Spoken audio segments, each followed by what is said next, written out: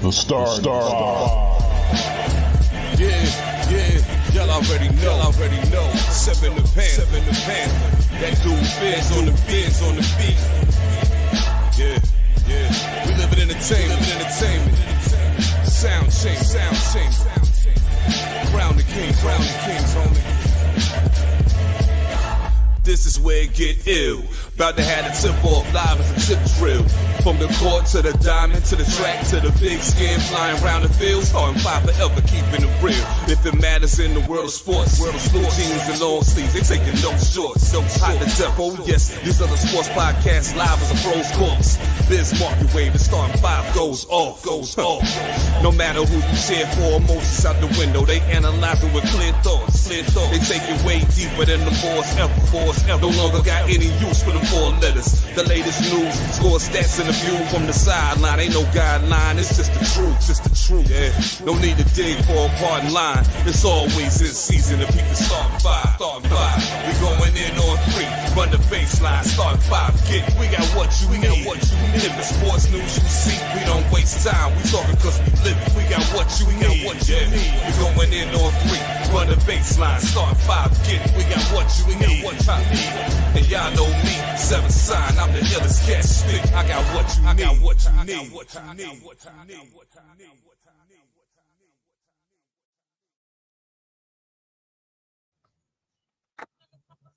We back. Thank you for rocking out with us. As always, this is the newest episode of the Start of Five. As always, you can see me getting a delivery for the family who's actually walking out the door right now. This is what happens when it's live. Shit goes down, however the fuck it may be. Black folks getting chicken. But enough of that. Y'all see the scroll on the bottom. Star 5 Podcasts on everywhere. The star5podcast.com, all that good shit. There's a mixed bag of why I'm even rambling, stumbling, rumbling, bumbling. Football season coming soon if you didn't get that reference. But you know what? To get my thoughts together, I'm gonna go to the homie that's next to me. They got the Hooks Rub sign next to him. Hey, I'm glad to be here. I just saw some good wrestling, and it worked in perfect as a segue to this because it's a wrestling episode, and so I'm having a good ass day. Dan, you didn't say nothing about your week, so I'm assuming it's good. Well, we'll get there. Because no, I did not have a good week. Oh man, here we go, man. You gotta have a good week, man. You gotta get one good weekend, Dan. Eventually, but to brighten up today, because today's episode, we declared that we was gonna have the pro wrestling theme song, ring music, entrance music, however you want to call it. Had to call this episode the Husky Chainsaw Invitation. Hold on. Wait. Now, you said to brighten up today. And I don't think this will brighten me up. Well, let me a little sad. I'm about to spill someone. You got me about to spill something right on the fucking thing, man. Come on, succotash. Let's go. But anyway, we're gonna show that video later because that shit was fucking hilarious. I'm legit teared up about that a little bit. No, but let me get through because the joy is talking about wrestling. The music, we're gonna be talking about the music. I'm gonna try to put some snippets in there. But to talk about all of this with us today is one of the homies, first and foremost, but one of the faces that you're going to see at this year's J1 by way of the BLACKFINITY Gauntlet Content Creator Summit, that is the Wrestle Talk edition. And when I do these BLACKFINITYs, I gotta always keep it to the essence of podcasts. And you've seen the homie's face on this show before. Introduce yourself. What's going on, everybody? It's your boy Brian from the UWO podcast. I am 1/3, even though technically right now I'm 1/2 because Eddie unfortunately passed away hunting deer goose. R.I.P. to Eddie. But yeah, I'm excited to be here, Dan. It's always love. I love talking wrestling. And yeah, we're just coming off of a live ass pay-per-view that just finished up a couple minutes ago. And I'm very excited to talk some wrestling. Yeah, well, you know what? Let's go over. I hate being the hype beast when it comes to the shit like this. Fuck my week, Tyrone. I'm sure you had a good week, but fuck my week. I'm Oh, sure I did. I'm gonna have another week of getting forced on overtime again. But But I'm not. Oh boy. But I'm not gonna hook, rub, and spice it in on you. nah. You're We not did gonna it. rub. You're not gonna rub my meats with the best barbecue seasoning in the Pause. world. Pause. You're Yeah, I gonna ain't from rub New York. your I know that now. You're gonna Pause. rub your own meats with the best seasoning in the world. And go to hooksrub.com and use the code START5. Hello, Miss Crafty Canto, aka Dina, aka the woman who is probably on the other side of the room of Brian. Right over there. Next to me. And we get Miss Dominique coming out finally. What up, D? She didn't come here for us. She came because Brian's here, but that's all good. That's why we invite the brother. But anyway, yeah, hype beast it up. Hype Bring 'em in, beast it up. homie. Hype beast it up. Let's go. AW all out. Right? Am I wrong? Well, we just had all in. It was all in. Same Oh, shit. yeah. My They went all out. Yeah, all in definitely went all out, Tyrone. We're not gonna go through the whole match card because we all are pretty much fresh off of it. Highs, lows, favorite match. Guest Brian, you go first. I'll be honest with you, there were no lows in my opinion. Personally, I enjoyed the show top to bottom.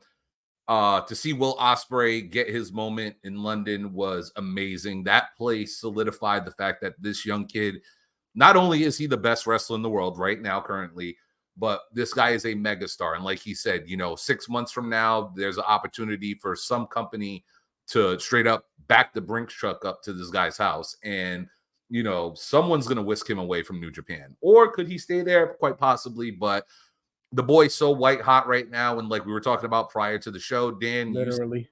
that, he's the only guy right now currently that can brag about the fact that in the past 2 months, he's defeated Kenny Omega, Kazuchika Okada, and now you can add Chris Jericho to that list. Saraya winning the title. We were talking about this prior to we came on too. It was a really cool moment, man. And, to come full circle, and if you really think about it, they had somebody sitting in the audience up there who was the person who, quote unquote, injured Saraya prior to her last time actually wrestling again. So you kind of threw Mercedes Moné into the mix now. And, the women's division of AEW seems a little bit more interesting.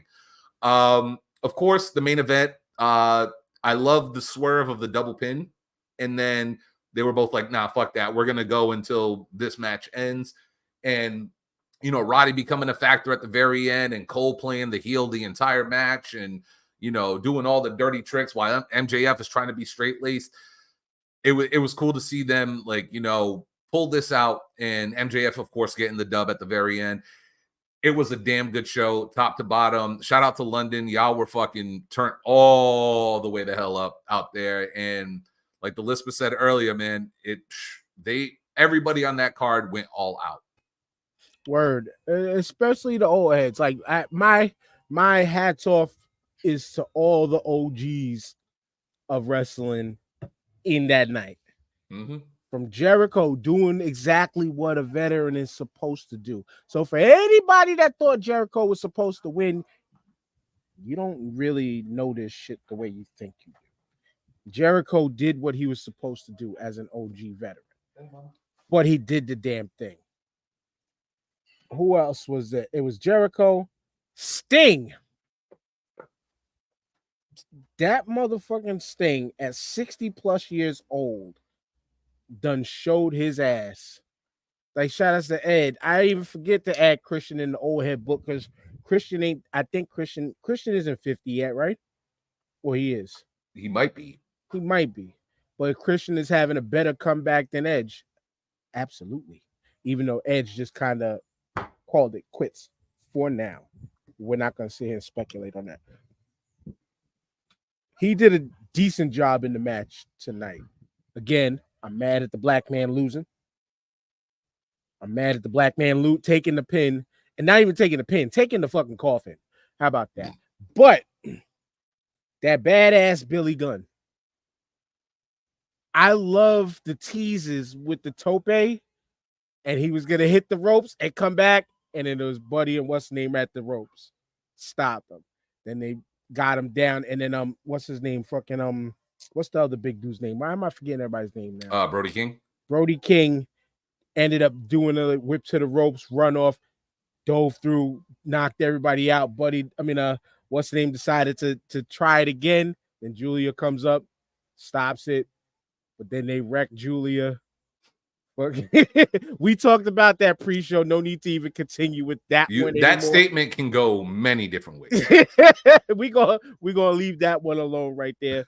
But then it was just the closing moment of they pulled it off. There was really nobody else other that should have had them trios than them, with the exception of like a Death Triangle if they came back, or PCC. But they have enough seeds out there that they can eventually, everybody can get their fair shot with those belts. But they said they promised the world's biggest scissor moment, and then they closed off with that. That shit was fire. The annual, every pay-per-view West Side Gun sighting. The West Side Gun sighting, always right there on the corner. Yep. He was there. It was, for me, for the amount that I saw, I thought it was dope. The way I was watching it, I'm reading the comments. I'm talking my junk in the comments, making people laugh, yada, yada. But most of these people, I'm just like, you kids. Like, you little kids. Like, y'all just don't get it. But it is what it is. Tyrone. I didn't have any lows. I really didn't have any lows. My highs was MJF and Adam Cole. I enjoyed that. I had a lot of fun watching that. I wanted both of them to be dirty. I wanted MJF to hit him with the ring. I wanted Cole to hit him with the belt. I wanted all of this to blow up. When Cole threw the belt, the tag team belt out the ring, I said, oh, here it is. I wanted something to happen. And then I kind of wanted Cole to hit Roderick with that belt. When he picked it up, and Roderick kept saying, do it. Yeah. I'm like, hit him. You know what I mean? But that was a high. But like, my highest of the highs was like you said, when Sting and Darby was in that casket match, I said Sting don't need to be in this kind of match. But then to see what Sting did in that match, and to see his performance, and to see when like Darby was down for a while and Sting had to hold it down by himself for a little bit, and I'm like, my man Sting is still holding it down. Sting splashed him, you know what I mean? He got the Scorpion Deathlock on, he held it down for a while. And just to see Darby being willing to put his body on the line like that, like, I just was talking about, and I'm not trying to compare AEW to WWE, but I was just talking about Finn Balor and LA Knight had a match, and I was talking about how like LA Knight was slamming Finn on the announcer's table, and you can clearly see Finn slamming his hands down, and his head wasn't even close to the table, and I'm like, he's not even trying to sell this, you know what I mean?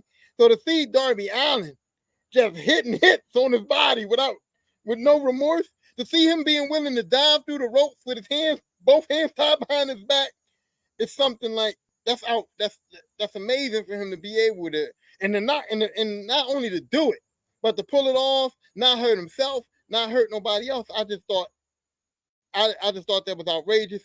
And then to your concern about the black man having to lose, I'm not that mad about that, because who was going to go in that casket? You wanted to put Christian in there? I think Christian earned the right over Swerve to not be put in that casket, my man. I'm just saying. It's seniority. We'll just call it seniority. Right. It's not about it's about, but I get it. Christian's been doing this. Swerve, you got to find your lane, bro. So I'm not mad at Swerve being the one to be up in the casket, neither. And his hair was out, and I demand a rematch. Because I just want to see it again, you know what I mean? But yeah, that was a good show. I like that. Yeah, overall, it was a fun time, man. I think Dan might be frozen real quick. But yeah, no, overall, it was a really fun show. Great time. Like I said, the UK crowd was rocking, man. That place was going nuts. Like even Jericho going out there and having his Freddie Mercury moment, having the entire fucking Wembley Stadium singing his song and shit. Like, as much as we could talk about like the old heads, Jericho's been doing this shit since like fucking early 90s. and still being relevant to this day and going out there and having that shining moment out in the UK was a great fucking experience for him. You know what I'm saying? Props to Jericho for that. You know what I like about Apologies. Jericho, right? You know what I like about Jericho? Remember, like maybe like a year ago, everybody was calling him fat. Oh, and he came back Everybody was looking calling thin as Jericho shit. fat. And then a month later, Jericho came out. Like, you know what I Old mean? to the gills. My man got right in shape, didn't he? I was just Mhm. like, y'all playing with these dudes, man. Well, I Y'all mean, playing. if in shape is cave chest, then he's killing it. Come on. Yo, he was Nah, fat. I don't You know what I'm think. saying, Dan. Stop. Shout outs. Well, You hating. the homie B Rob always hates on Jericho more than I'm just joking. I appreciate Chris Jericho's presence and what he does within said ring because yeah, he's old. Yeah, we want the older veterans, some of the older veterans to start walking away to try to make new spots for the youth. I'm sorry. Every company needs veterans like that to help get people over, whether you like it as a fan or not. Whether you like it as a fan or not, those No. OG veterans are the ones that help But the youth in more than just the in-ring. Mhm. Way more than just the in-ring. A person like him, and especially because he can still go. Yeah. Because he can still go. yeah, that was my main point. That was my main point. That if Jericho couldn't still go, it wouldn't hit the same. You see what I'm saying? It would be like, oh, Ospreay just beat up on an old wrestler, you know, it wouldn't hit the same. But the fact that Jericho can still push these kids to their limits, you know what I mean? Jericho can still make it look good. It's like he's perfect for that job, you know? Yeah. And to be honest with you, with that match, like he didn't even like he will I'll put it like this, will work to what Jericho could do. And it still came off flawlessly. Yeah. Because I mean, just the flips that I basic for Will Ospreay flips, because they ain't basic for my fat ass, but basic for Will Ospreay flips, he still made them shits look clean, effortless, and fucking perfect. But everything with a veteran like him, everything was properly placed and properly timed. It just wasn't a flip flop and fly event. Am I wrong, or am I wrong, Brian? No, you're 100% right on that. And here's the thing too, and like you said it perfectly. Ospreay worked down to Chris Jericho, and that's not a knock on Chris Jericho at all. Chris Jericho, obviously, his age is showing, but like you guys said, he could still fucking go. Like you put him in the ring with anybody right now, Chris Jericho can still work with him. And a guy like Will Ospreay, this is why I said earlier, Ospreay is the best right now currently in the world, because you can put him with a guy like Kenny Omega, who has like a ridiculous gas tank. You know what I'm saying? You put him in the ring with a guy like Okada, who has a ridiculous gas tank. And he can go 30, 40, 50 minutes if need be with any of those guys and never miss a step. We just saw Ospreay tone it down the way Chris Jericho said in the promo. You need to tone it down or you're going to end up hurting yourself. And even him toned down is still like A+ level when it comes to the world of professional wrestling. And him working with Jericho, he made Jericho look good in where Jericho was supposed to look good. And, you know, Ospreay just, he's just great at what he does, man. It's like the best thing that could have happened to him is what happened to him 5 years ago with Jericho making that phone call, because he went from a guy who was like, you know, the guy who broke the internet doing all the flippy shit with Ricochet to, you know, a credible former world champion in Japan. You know, he's the hottest free agent in the world of professional wrestling, bar none. No offense to MJF, but you know what I'm saying? Like, this is the guy that if I was to start a promotion today and I had the #1 overall pick, that guy is Will Ospreay, because I can put him in the ring with anybody and get a great, if not good, matchup at all times. I'm taking MJF over Will. I ain't gonna lie, because I like the whole my whole wrestling thing is the whole package. And although Will is way superior to MJF in the ring, don't get it fucked up now, but for the whole package, MJF just, he rubs me the wrong way in a good way. You know what I mean? Yeah. I think he's definitely 1A for me. Yeah, I think you can't go wrong either way because Will could talk that shit on the mic too. And it just feels that much more believable and more real. I love MJF because he plays the character on either side of the fence perfectly. But it's what he's doing right now with the face type work that he's doing. He's oh shit. I see a wrestler. You work for WoW, right? I see you on their TikTok all the time. A fucking kid who works indie wrestling with WoW. He's wearing a Bullet Club shirt. Irony that with all his wrestling talk, but I can tell you, I can show you some of his joints on. He's not a good talker at all, but I digress. But but speaking of good talkers, it's like with MJF when he's playing a face, like it almost feels genuine, but he gives that vibe of when is he gonna stab you in the back, which is a good balance to have, to keep everybody on their toes, to keep the people as far as the fans, to keep the who you're working with and making it look believable. Like that's a great package to have that, like, just that little something. It's that little itty bit that, like, really not many of anybody in today's wrestling truly has outside of him. But just to cap off this, you mentioned the 6 months thing, Brian. This is why I do not want to see Will Ospreay in the WWE. It's not because of any bias, not because of any. I would love for him to get the huge bag, and if they are the ones to offer it, dope, fine.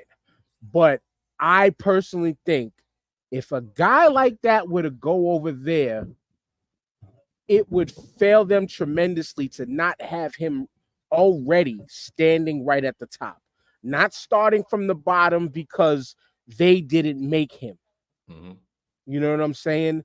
That the work that kid has put in over the past few years is like he doesn't need their shine. The only shine that he could have behind them is the bag and the promotion.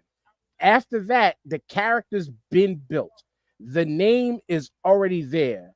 You don't have to name him like William the Spray Osprey or something, like, just to add your little twist to own the copyright claims and stuff like that. Because the first thing that I picture, if he were to go there, they're going to immediately just inject him right to Ricochet, right out the gate, because they're familiar, just like Cody, Seth Rollins. Familiarity breeds content. They're gonna go right there, and then it's gonna be, and then what? Then Logan Paul. You know what I'm saying? Like, come on. Here's my thing though, and this is where I go. I'm not sure who to believe, because a lot of the wrestlers say that they don't buy into the business. They buy into, we're wrestlers, we're friends, we want all the wrestlers to succeed. This is what I've been hearing lately, right? So in that case, couldn't a guy like Roman Reigns, a guy like Seth Rollins, a guy like Brock Lesnar, guys that have been around for a long time, couldn't they go to WWE and say, listen, if we bring this dude in, we're not going to feel upset if you push him to the top. We're not going to feel no type of way if he goes into the title range. We're not going to hate on him, because we see what this guy has done. We see what this guy has come from, and we know that he's already earned it. He didn't earn it here, but he already earned it. So don't bring him in here and have him beating up the Miz on some jobbing out shit. Bring this man in here. We know he's got the talent. Put him in with Seth. Seth can say, hey, put him in with me. I'm good. I'll go over for him. You know what I mean? I can see that. I can see you. I'm just saying, like, if the wrestlers want to put out that narrative that that's how they feel and that's how they really live their life, then do that shit. But that's the thing. From that company, I don't know. Maybe at like a certain level of stature within the company, I could see that out of people. Like, I could see the New Day putting them over like that. I could see Finn like, yo, let me get at him because of the New Japan connection. Plus, he can go in that style. Seth Rollins, I can see him do that. Cody, I can see him with certain caliber of people. But like that upper echelon, I don't see them turning the way. It would be freaking phenomenal if they did that. And I love that you said that like that. But personally, to infuse my opinion on it, I don't see it. But I think Triple H knows. Paul Heyman definitely knows because that video was resurfacing again in like the last month or two of when he called him up on stage when he was doing his that little like talk back session in England years back. Like when he offered him a contract. Pretty much he offered him a contract right on the spot. To me, I agree. I would love to see that. Like, I want him, like, first matchup, I want Rollins because of all the shit talk they were doing a couple of years ago. Like, that's the matchup I would want to see right off the rip. The biggest problem with this, and this is where, like, in my opinion, the WWE and AEW have, like, a fundamentally big difference, is the fact that WWE, it has to be a corporate decision. Like, as much as, you know, Rollins would petition or Finn would petition, or like even guys like Braun or like somebody else would be like, yo, let me get my hands on this kid.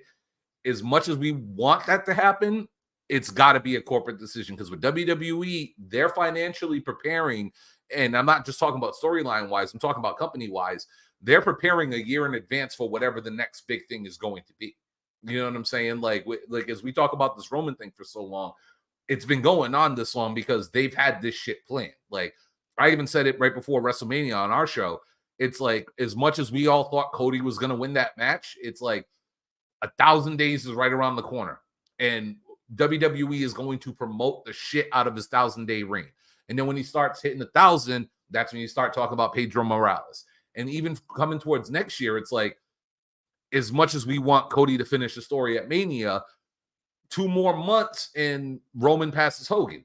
You know what I'm saying? So it's like, you're in that gray area of, yeah, you can make a decision and throw someone brand new in there that could fuck the whole game up.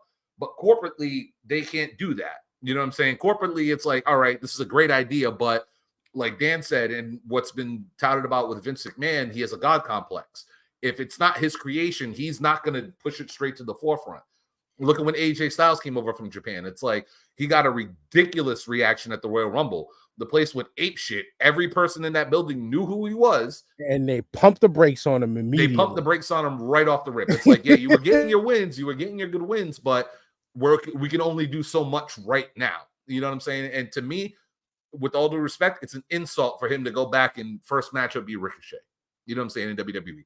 As in AEW, it's that mentality. It's like, oh, I want to make this kid. You know what I'm saying? I want to do something with him. I want to put him over. Look what Jericho did to Action Andretti.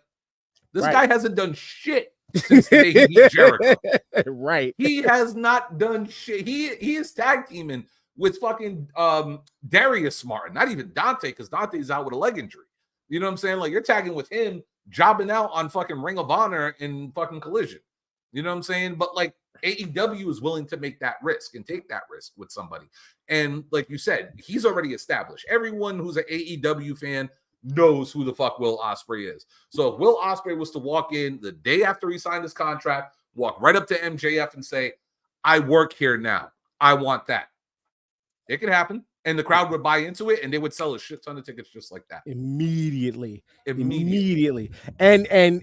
the other end of that with the whole AEW, and again, we're only looking at the 2 biggest because, to be honest with you, those are the only two of the 3 companies who could afford him.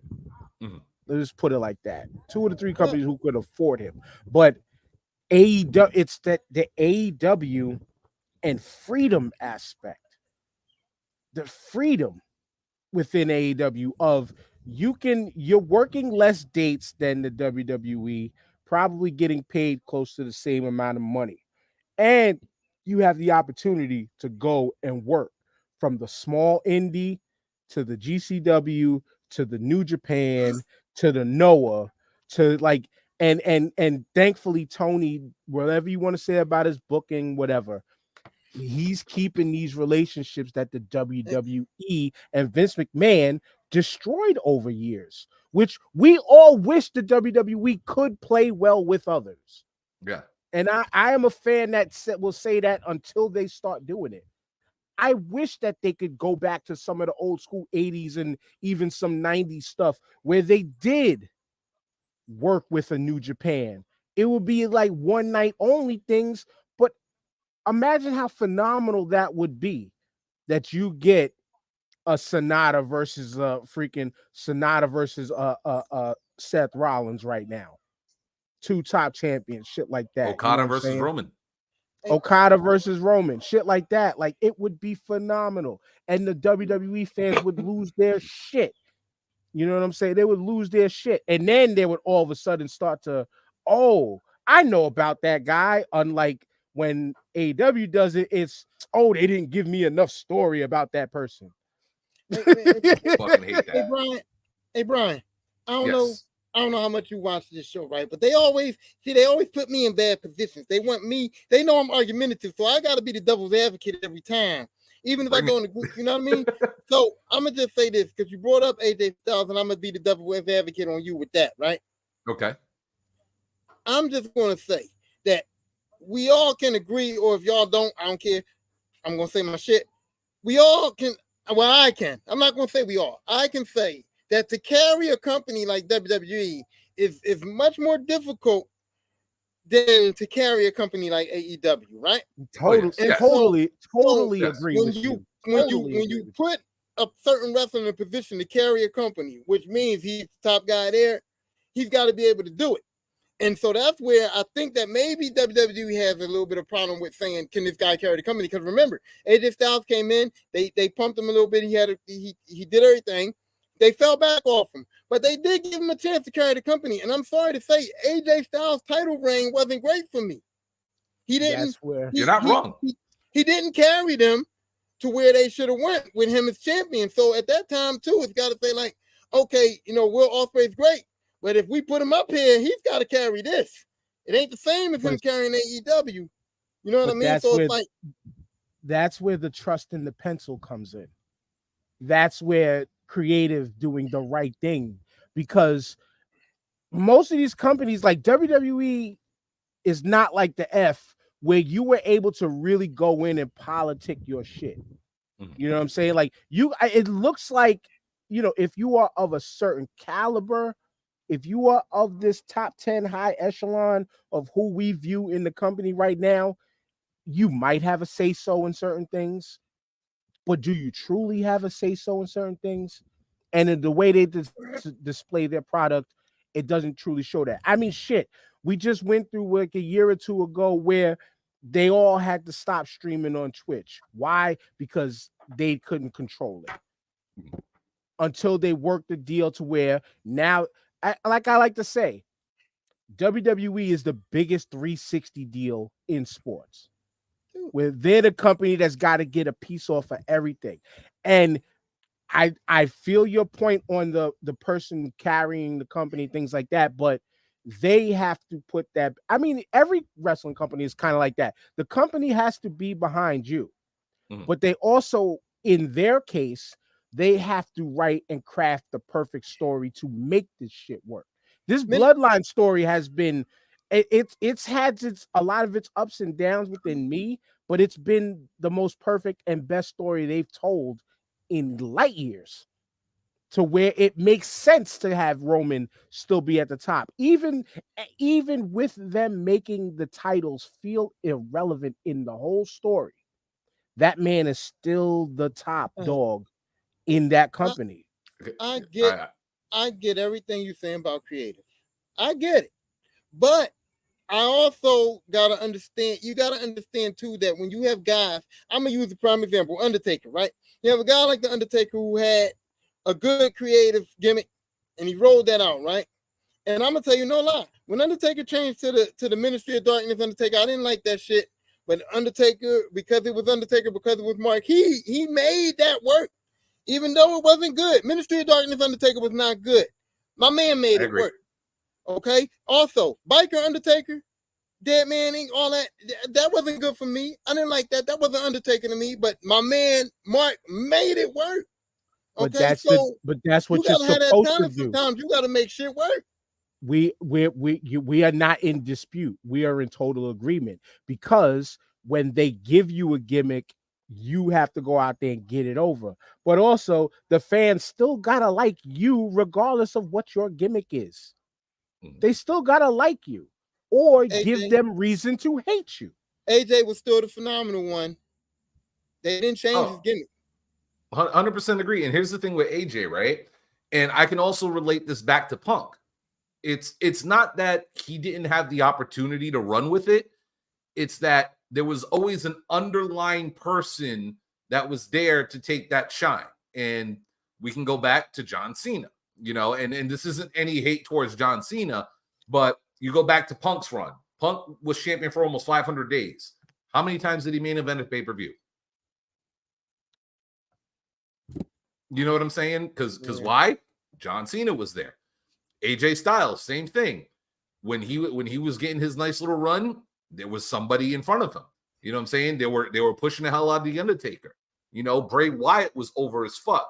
You had the Festival of Friendship going on. There was like a lot of better storylines that were getting more, like, you were getting more entertainment value from them than you were from AJ Styles just being a phenomenal champion, which he was. He's a great wrestler. Like, he's in my top 5 overall. But you know what I'm saying? When the company isn't trying to promote you as said world champion, as the top of the card, I can never blame the wrestler when it comes to stuff like that. I gotta blame, you know, the creative.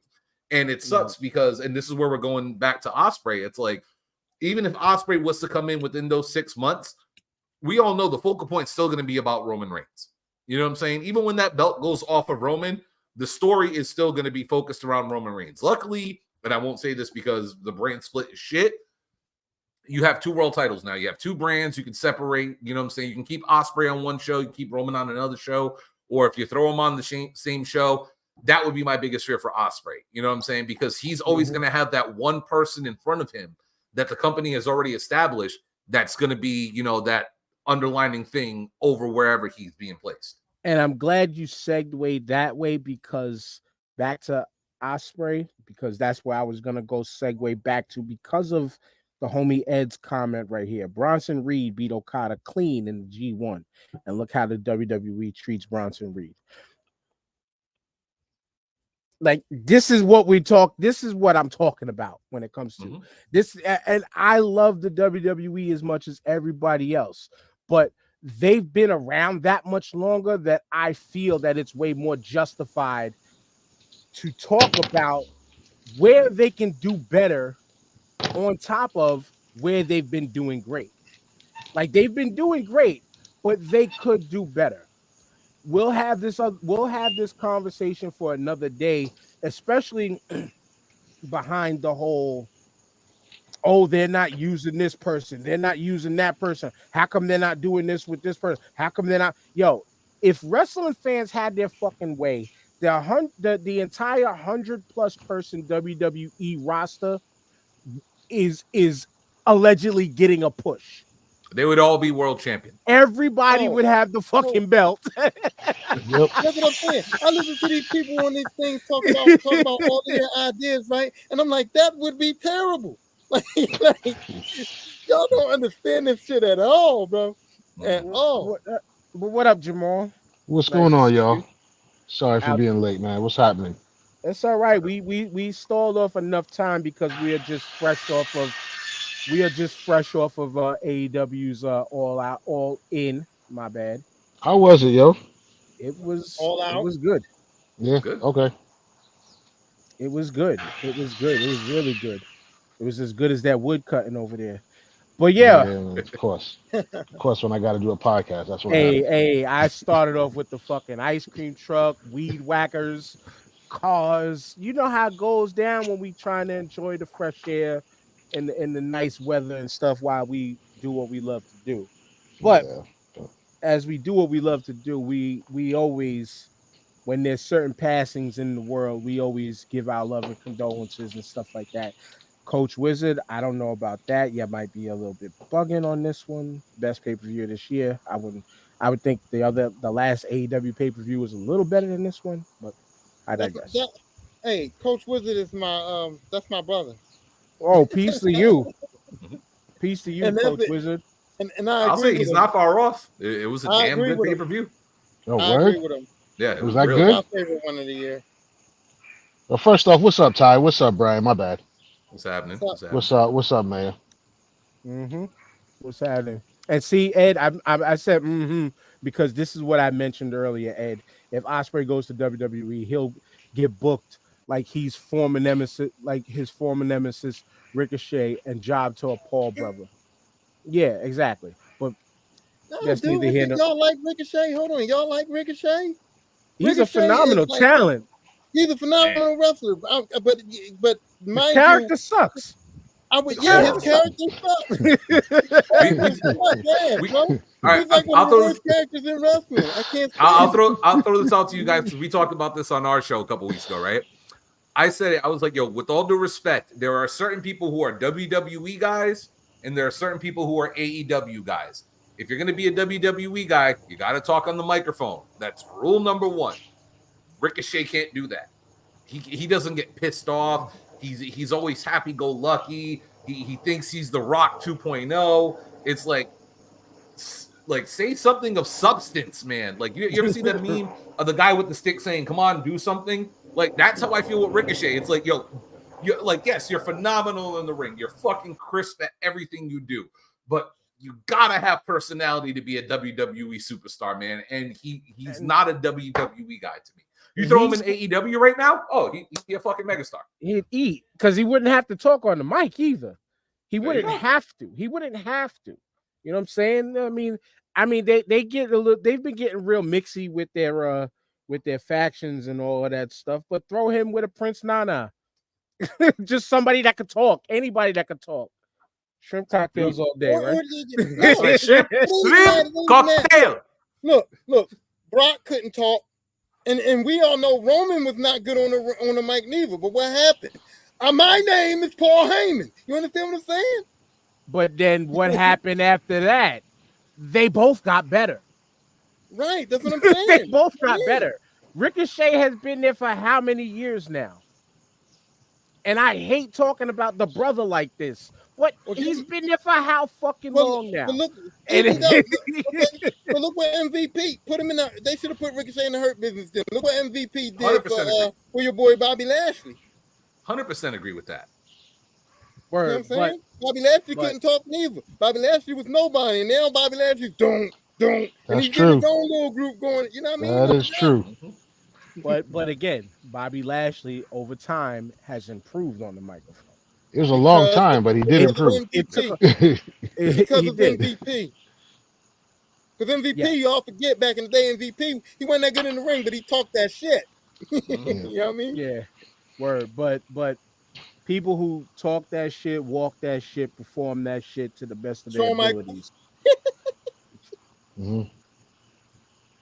Rest in peace to Bob Barker. Yeah. Oh, no. Dude, like, shout outs to the homegirl Jade on TikTok. Like, she made a post and it was just like, is it just me or didn't it feel like Bob Barker died like years ago? And I'm not gonna lie, it really, like, he retired and literally just like drifted off into the ether and just lived life. Mm-hmm. You know what I'm saying? I wonder if it was even that. I think he may have gotten sick, or he started getting OFO problems. Yo, but And 99 disappeared. years old is a whole life. That's what you're supposed to do, man. I hate when people that been in the limelight retire and they still want to do shit to try to stay relevant and they just fuck everything up. I like to know Bob Barker as the host of The Price is Right. And that's all I want to know him as. So when he retired, I'm glad he went away because I didn't want to see him do shit else. I didn't want to know Bob Barker as nothing else. You know what I mean? So he spent like 70 of his like 99 years as the host of The Price is Right. That's all we were gonna know him as. And you know them people that try as to the do guy something who punched Happy Gilmore. He had to fight with Happy Gilmore. Yeah. Is it wrong that I saw a meme saying it would only be Bob Barker to get closest to $1? Like I saw that, I was just like, nah, man, nah. I can't. Yo, I'm gonna go to hell because I got. That's a perfect joke, but I appreciate a joke like that in his case because the man lived a full life. Yeah, right, Facts. You know what I'm right. saying? It's not like who we're going to get to. With the other person who lived a full life, we lost the legend Terry Funk. If y'all ain't old enough to truly understand the man's importance of this business, just think back to and some of y'all, I mean, everybody here is of the same age range, roughly close to, that understands what Terry Funk meant to this business. Yes, We sir. might we might not have been able to see what he was doing in Texas at the time in his early years, because that man has been wrestling since like the 60s And in on Florida, Champion. man. You know what Yeah. I'm saying? But just go to ECW. Go to when he went to ECW and how he helped them with their first ever pay-per-view, push them to like prominence. And to think ECW was only around for 7 years, but Terry Funk took them. I mean, there were certain other things. Shane Douglas's dropping of the belt in the garbage turned Eastern Championship Wrestling to Extreme Championship Wrestling, but Terry Funk's stamp legitimized Extreme Championship Wrestling. Lists of matches you could watch. Go to his 1995 King of Deathmatch match with him and Mick Foley. If you're not a big fan of deathmatch wrestling, try it, because that's the perfect way and perfect storytelling within a death match. Not like today's deathmatch wrestling where it's just slam somebody on a bed of nails or a fucking board of scissors just for slamming them on the on a board of scissors. You know what I'm saying? Besides that, like when that man was a heel, like true heel, like he was of the era of real death threats, people pulling guns out on you, people trying to stab you wrestling. That's right. Yeah, but that's what I. But that's why I appreciate it. Now I really wish Mick was there. I don't know how they couldn't get Foley there to make that tribute the other night on SmackDown, but that's why I really appreciated what Cody Rhodes said, because Cody Rhodes said when he was a kid, him and Dusty was in the airport, not even on wrestling, in the airport, and Terry was out there harassing him. You know what I mean? And that's a lot of the stories that I heard about Terry Funk. It's like Terry Funk, if he's the bad guy, he's gonna hate on you. He might come to your house and say some shit to your wife. You know what I mean? And that's what I appreciate. Like, he was that dude that made you, when you hated him, boy, you know, you hated Terry Funk. You know what I mean? And that's what I appreciate about him. I appreciate that. I know it's kayfabe, I know it's fake, but when you make me feel something inside about you, thinking it's real, that's when I appreciate that kind of, you know, dedication to the business. Where like Jamal, like I get like to what Tyrone is mentioning. He's from the era of real kayfabe. Like he's from the Hmm. era of where you could be a heel in one territory, but then you start Texas and you're the bad guy, but then you go to Memphis and you're the good guy. But then you go to Florida, you're the bad guy again, and you Hmm. have to carry that persona in That's each right. area just for the believability aspect, so people can throw out that money. That's what I'm saying. That he was one of those dudes that could eat in every territory, pre-internet. You know what I mean? And the last joint we did, I forgot what we did. I think we all named our top 5 wrestlers. I had Funk up in there. I had him almost up there as important to wrestling as Stu Hart in the dungeon, for the amount of wrestlers he trained, the folks that came through in the precedents he set. So, but yeah, man, it's a big loss, man. A big loss this week for wrestling. You said go watch Terry Funk's work in Japan with Onita Hansen and Bruiser Brody. You didn't That's talk right. about killers, straight killers. Terry Yes, Funk had sir. one of the greatest NWA feuds with Ric Flair. Absolutely, Brian, the I Quit match. Terry Funk is your favorite wrestler's favorite wrestler. Word. That is the God honest truth. All the old vets that are still kicking to this day will tell you Terry Funk is that guy. Think Yeah. of this. This guy has had 5 different Hall of Fame careers throughout his career. In the 70s, becoming the NWA World's Heavyweight Champion because his brother missed the flight and then held it for 14 straight months. In the 80s, being one of the first wrestlers to be featured in featured films. You know what I'm saying? Like, and I'm not talking like little independent films. I'm talking Roadhouse. I'm talking over the top. You know what I'm saying? Like, this is a guy who's been transcending the business.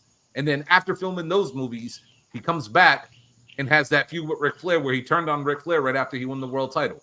Pile drives his ass through a table. And then they have that We can keep it classic. real about those movies, though, real quick. Those movies were Stallone independent. Okay. Independent Anything major. with Sylvester Stallone in the 80s was making money. Let's be honest. Word he said up, over word the up. top, and I didn't even want to disrespect him when he said over the top. I heard you giggle. I heard you giggle. Okay. I am the one person in this world who enjoys over the top. No, Yeah. I do too. I liked it. It's just jokes. I liked it too. See, I got the hat backwards. I was prepared. But like, you know what I'm saying? And then you look at him in the late 80s, early 90s. Him coming to WWE and having those matchups. Like, Dan, you know me on the show, right? The first show that I ever went to, I talk about this all the time, was the Saturday night's main event. The one thing I always talk about on that show was Jake the Snake Roberts and Ricky the Dragon Steamboat. What I never talk about on that show was the main event. The main event of that show was Terry and JYD versus the Funks. That was the first and only time I've ever seen Terry Funk wrestle in person in my entire life. 1987, I was 3 years old. Think about that. Since then, this motherfucker has come back to WWE as Chainsaw Charlie. Everybody knew who the fuck he was. It's like that Stockton wasn't helping anything.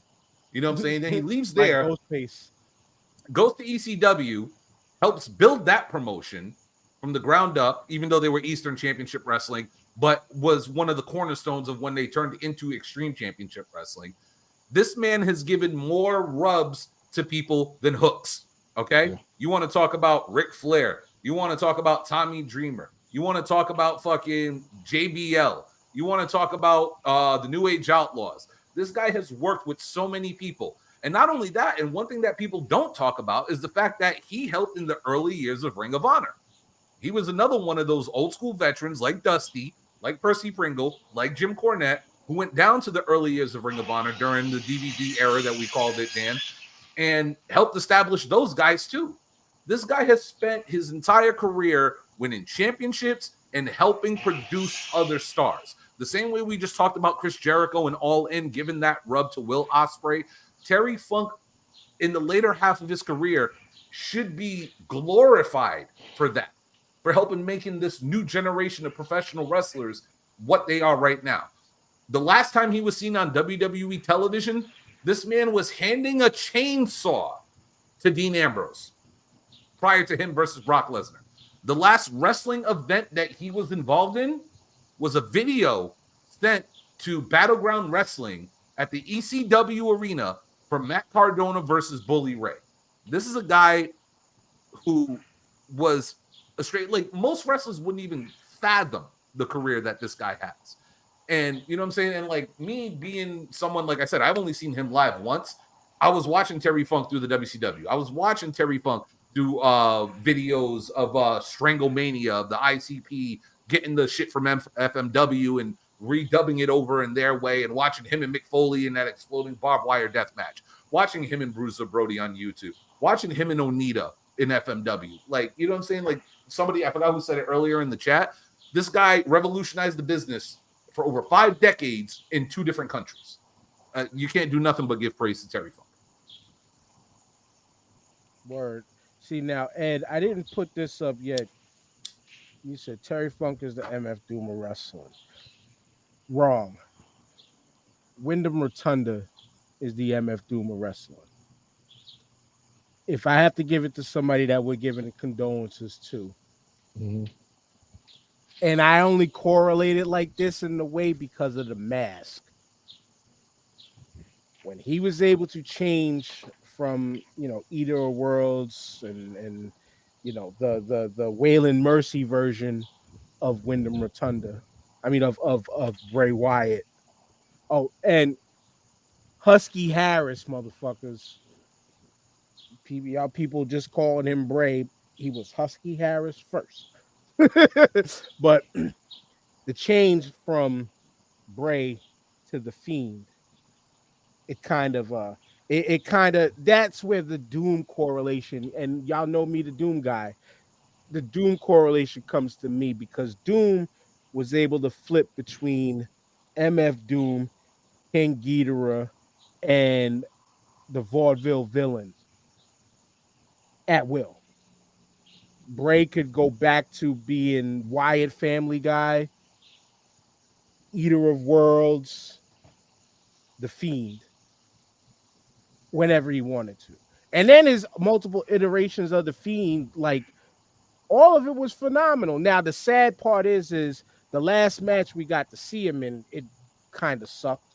Mainly the end kind of sucked, which was the Randy Orton with the big Jack in the Box, and the ending of that was just terrible. But nonetheless, you want to talk about one of the more creative youths in professional wrestling? It was that guy.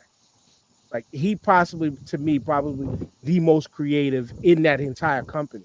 And like when we talked about before and having leeway and being able to do certain things within the WWE space, he was one of those minute few that you can tell his touches was all over everything that he went out there and did.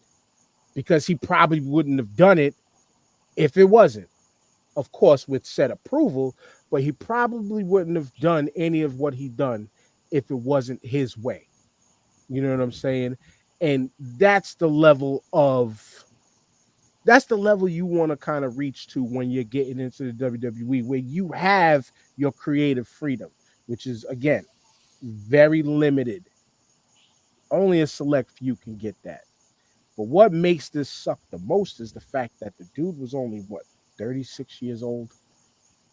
And it made a lot of people, a lot of young people, a lot of people even close to around our age group and stuff, in some ways feel their own mortality because, complications with COVID led to like a rare disease built up in him that caused a heart attack. And we lost a young dude, very surprisingly. And literally, it was the day after Funk, Brian? Yeah, pretty much.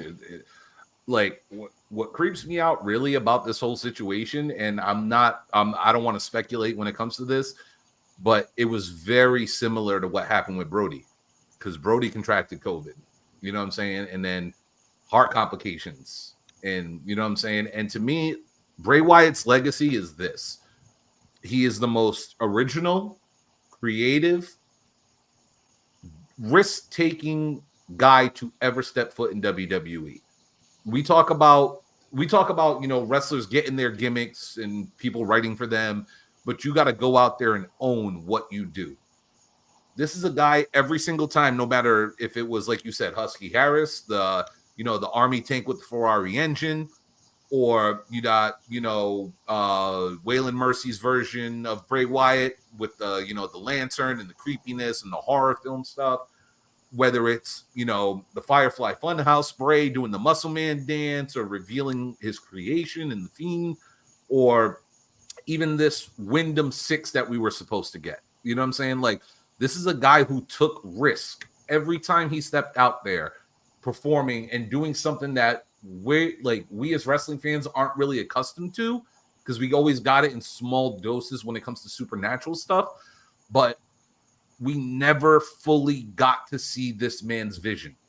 You know what I'm saying? Like, we always got a sample of it. It started getting good, and then, something just stopped it. Whether it was his world title reign getting ended by Goldberg in Saudi, whether it was that botch whatever finish at Hell in a Cell with him and Seth, it's like the wheels were turning. We were on our way there, but, we stopped short.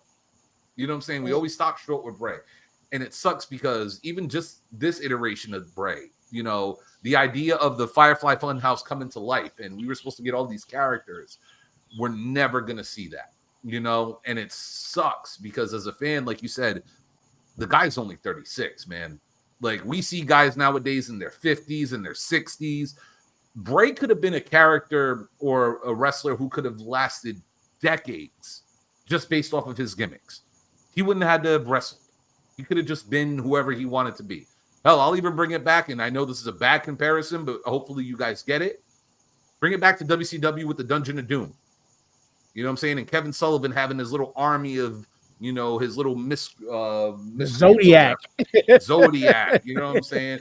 Yeah, the Jabba The the Hutt looking Yeti. dude, the Yeti. Gotta say the Yeti. But you know what I'm saying? Like building this army around him. And it was like we always were about to get the payoff.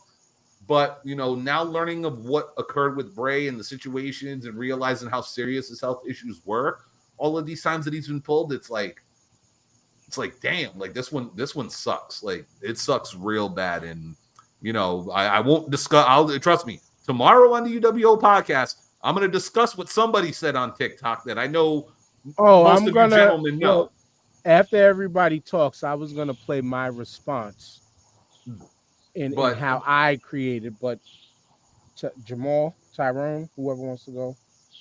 Go ahead, Ty. It's just amazing. I always go on. What are we supposed to feel about this person? You know what I mean? When I watch wrestling, I go, what are we supposed to feel about this person? When Hulk Hogan was doing the training and the pride vitamins and all that, I was like, we supposed to feel like he's a hero. He's a real American. We supposed to feel like he's the conqueror. You know, we were supposed to hate Bray. We were supposed to hate him. We were supposed to be scared of him. We were supposed to hate him. We were supposed to be mean. We were supposed to be nasty. We were supposed to be all that things. And we loved him. We loved him. Yeah. I loved Bray. I loved seeing him. I loved the whole thing. The crowd loved him. The Fireflies. Everybody was in on it. And it was like when you can get over and be the person that everybody's supposed to hate, and you get over in that way, and you still can keep that same character. You don't have to change. You don't have to be good. You don't have to do nothing to go to the audience. You can get over still being this hateful, evil, mean dude. It's almost like for me, like when you watch horror movies, it's like we love Freddy Krueger. You know what I mean? I love Freddy Krueger, but he's Freddy Krueger. He's evil. He's mean. He's nasty. I'm not supposed to love him. That's what I felt for Bray, right? And then, like you said, with him being creative, that Firefly Funhouse was some of the most craziest shit I ever seen on wrestling. But the way Bray played it out, the way he smiled, the way he laughed, the way he made it seem like a kid's show, you know what I mean? The way he worked that, that was some of the most amazing things I ever seen. And like Brian said, I wanted to see where they were going with this. I wanted to see how far I could take it. And even the thing with Alexa, like having Alexa Bliss come in and be a part of that. And then when you could see when Bray left, they didn't even know what to do with her after that. They were like, yo, you were so good in this situation with Bray, and now we have nothing we can do with you, because we was going somewhere with that, and that fell apart too, because Alexa could have stayed a part of that for her whole career with Bray and being part of his whole thing. So to see somebody that had that much influence in that little bit of time, and to be that creative in that little bit of time, to lose somebody like that was like, that's real hurtful to me. No, he's right. Bray was an incredible talent, man. Incredible artist. Like the way he got over and the space, the gray area he occupied to get over. He's like a natural successor. That same energy and progression of, say, Undertaker. You know, Kane. Folks like that. Add a little Ric Flair into it. You know what I mean? Just that guy who you're supposed to root against him, but the portrayal is so dope and so straightforward and so real. You end up rooting for him. Even Austin, mix all that up in one. That's what Bray was in that package. You know, a little bit of Sting, all that, and you know, again, we're at a point again where, you know, it's another premature death of a pro wrestler. You know, I know he had the heart condition beforehand. I think COVID exacerbated it. But it's unfortunate, you know. It's unfortunate, you know, and you know, another talent at the peak of his game taken too soon. And you know, you love this wrestling game, but man, there's pain to this love of wrestling, bro. There's pain to it, man. Yeah, because it's over the decades. It's just it's always it accumulates. crazy. Yeah, it accumulates, but it accumulates by way of the age yeah. ranges of when these guys die, men and women die. Like I don't remember her name exactly, but the girl from Japan, Brian, who she unalived herself because of Hana Kimura. Hana Kimura, because of fan interactions and things like that. And it's little shit like that like people don't take into account, especially being a fan, or especially being like that asshole that I had to finally take off my friends list and block, because it was quite possibly the dumbest TikTok I've ever seen in my life, where this kid tried to gatekeep how people should grieve. And Bray had better execution than Kevin Sullivan as a booker. Kevin Sullivan as a booker, okay. But Kevin Sullivan, the devil guy, he literally had people throwing Bibles at TVs, Yeah. legitimately scared of him. You know what I'm saying? But this again, different era. Like, I hate using terms when I'm not in the business, but the label of kayfabe was different. It was different. But back to the dumbass fans, and it's just how dare some of y'all motherfuckers try to gatekeep how fans grieve. Now, still to this day, because of the sport of professional wrestling, Owen Hart is still the only celebrity death that I've ever cried over because of how shocking, sudden, and knowing that that was supposed to be the last Blue Blazer stunt performance ever. And then after that, he was finally, to what I recall the stories were, he was supposed to go on his championship title pursuit and eventually get it. Like, they had the cards lined up for Owen. That's what destroyed me out of it. Anything. So you can't tell nobody, you definitely can't tell me how to freaking grieve over somebody. But because I had people were tagging me, people called me asking me, like, what should I, what, what's your thoughts behind this and all that. But especially because of this clown, I refused to give him clout like others did and stitch it. But I was thinking all day at work, what could I do? What could I do? I had to do something with the candle. So I had to pull out a candle that I was supposed to never burn, but I had to use it for this. See, death is one of those things that we all kind of have our own personal relationship with. Yes, sir. Some of us are ready for it, others aren't. Many of us have our own ways of handling, coping, and dealing with the understanding of we all have to go at some time. I know I I know I still don't deal with it the same. Ever since I lost my grandfather back when I was in the third or fourth grade, And that's very real. something I still have nightmares about till this day. That nobody's told me how I should ever deal with the loss of my family member. Now, we all did just lose two certified legends in the world of professional wrestling. But what's been completely asinine is the way fans are telling one another when and how they should grieve over wrestlers that may have impacted their lives in one way or another. Me, I can never tell you how to grieve because that's the wrong way to think. It's the wrong thing to do. Nobody's ever told me how I should continue to grieve over the loss of my grandfather. So I could never tell anybody else how to grieve over somebody that may have impacted them. So with that being said, if you're one of these assholes out there that are trying to gatekeep, enforce, tell whoever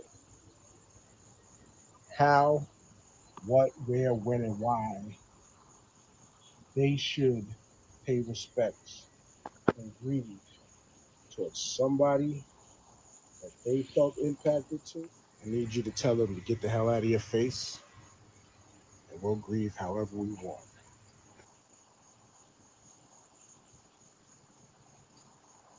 Good shit. Mm-hmm. Yeah, I had to do that because I was thinking more like I wish I had like a little tea light candle. I had my little hookah cage, so I was gonna put it in there to make it look like a lantern. But the whole blowout was obviously the Bray Wyatt, the Bray Wyatt character and I, what he did with the lantern and all that. I I appreciate what you done, Dan. But for me, people were saying the same thing to me. And anybody that see me on TikTok, y'all know how I get down. You know what I mean? And y'all know this was the prime opportunity because I love the opportunity to go in there and eat people alive. But I couldn't do it because my mindset was that for me, I honestly don't believe that man believed any of the shit that he said. And when he was talking about respect for his family and he was talking about all the bullshit that he was spinning and all that, I just honestly, I watched it and I did not believe nothing he said. And so for me, it was like, this dude, he knows what the reaction is going to be. He knows what people are going to do. He knows everybody's going to go after him. And this is a clout chase on somebody's death. You see what I'm saying? This is a clout chase on Bray Wyatt's death. And I'm not going to participate in that. I'm not going to participate in it. So how you manage to figure out how to do it, and you manage to figure out how to make it respectful, and you manage to figure out how to keep that guy out of it and kind of not give him the clout he was looking for. When I saw it and I saw everybody stitching him and everybody, because a stitch sends you to his page, no matter what happens.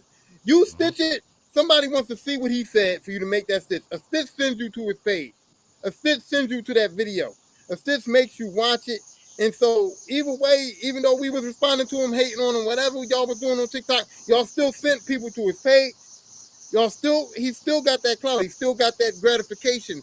That's what he was looking for. So I appreciate you, Dan, in finding a way to answer him, finding a way to respond to him, and finding a way that everybody knew who you was talking about without talking about him.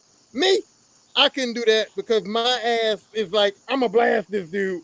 And I didn't want to because I didn't want to give him no props. So me personally, I left that whole shit alone.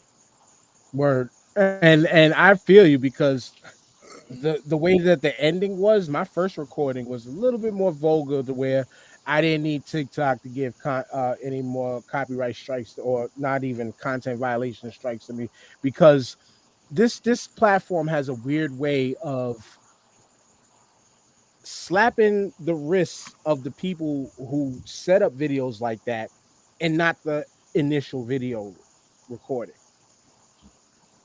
And it's weird. But to bring us back to light, because now we're going to finally dive into the Husky Chainsaw Invitational. I'll explain the fun behind the name in a second. Can I just jump in for a quick second? Yeah. Go ahead.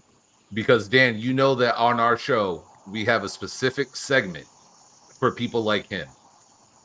And Kyle hasn't even heard it. He just knows of it. He hasn't heard it yet. So tomorrow on our show, and you know how we get down, there are 0 punches that are going to be pulled when it comes to addressing this idiot. He ain't going to get no clout off us. Pull out the biggest golden shovel you can. Oh, I keep the shovel handy. It's right here. The shovel's right here at all times. So trust me, I am going to ether this motherfucker tomorrow. So just want to throw that out as a little tease. I'm gonna have to listen to it a day later because I might have to jump on Facebook for that one while I'm at work because I never jump on Facebook anymore. But whatever. But rest in peace to all the legends that we just lost within this week. I know there was another wrestler that died too, but he was like lesser known. I forgot his name. But somebody posted it up, man. But rest in peace to all the legends. But just to bring back some levity, because I said I was gonna play it. You're gonna have to explain, or I'll go back to the video where this came from, Tyrone. But this shit was fucking hilarious. He tripping. His supplement up. His supplement up. You are the fucking man for this shit, yo. He tripping.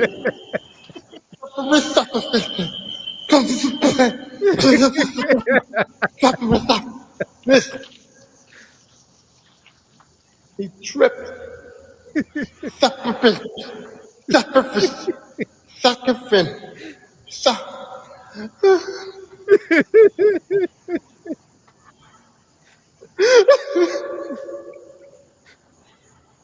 Why you do that? All my life I had to fight.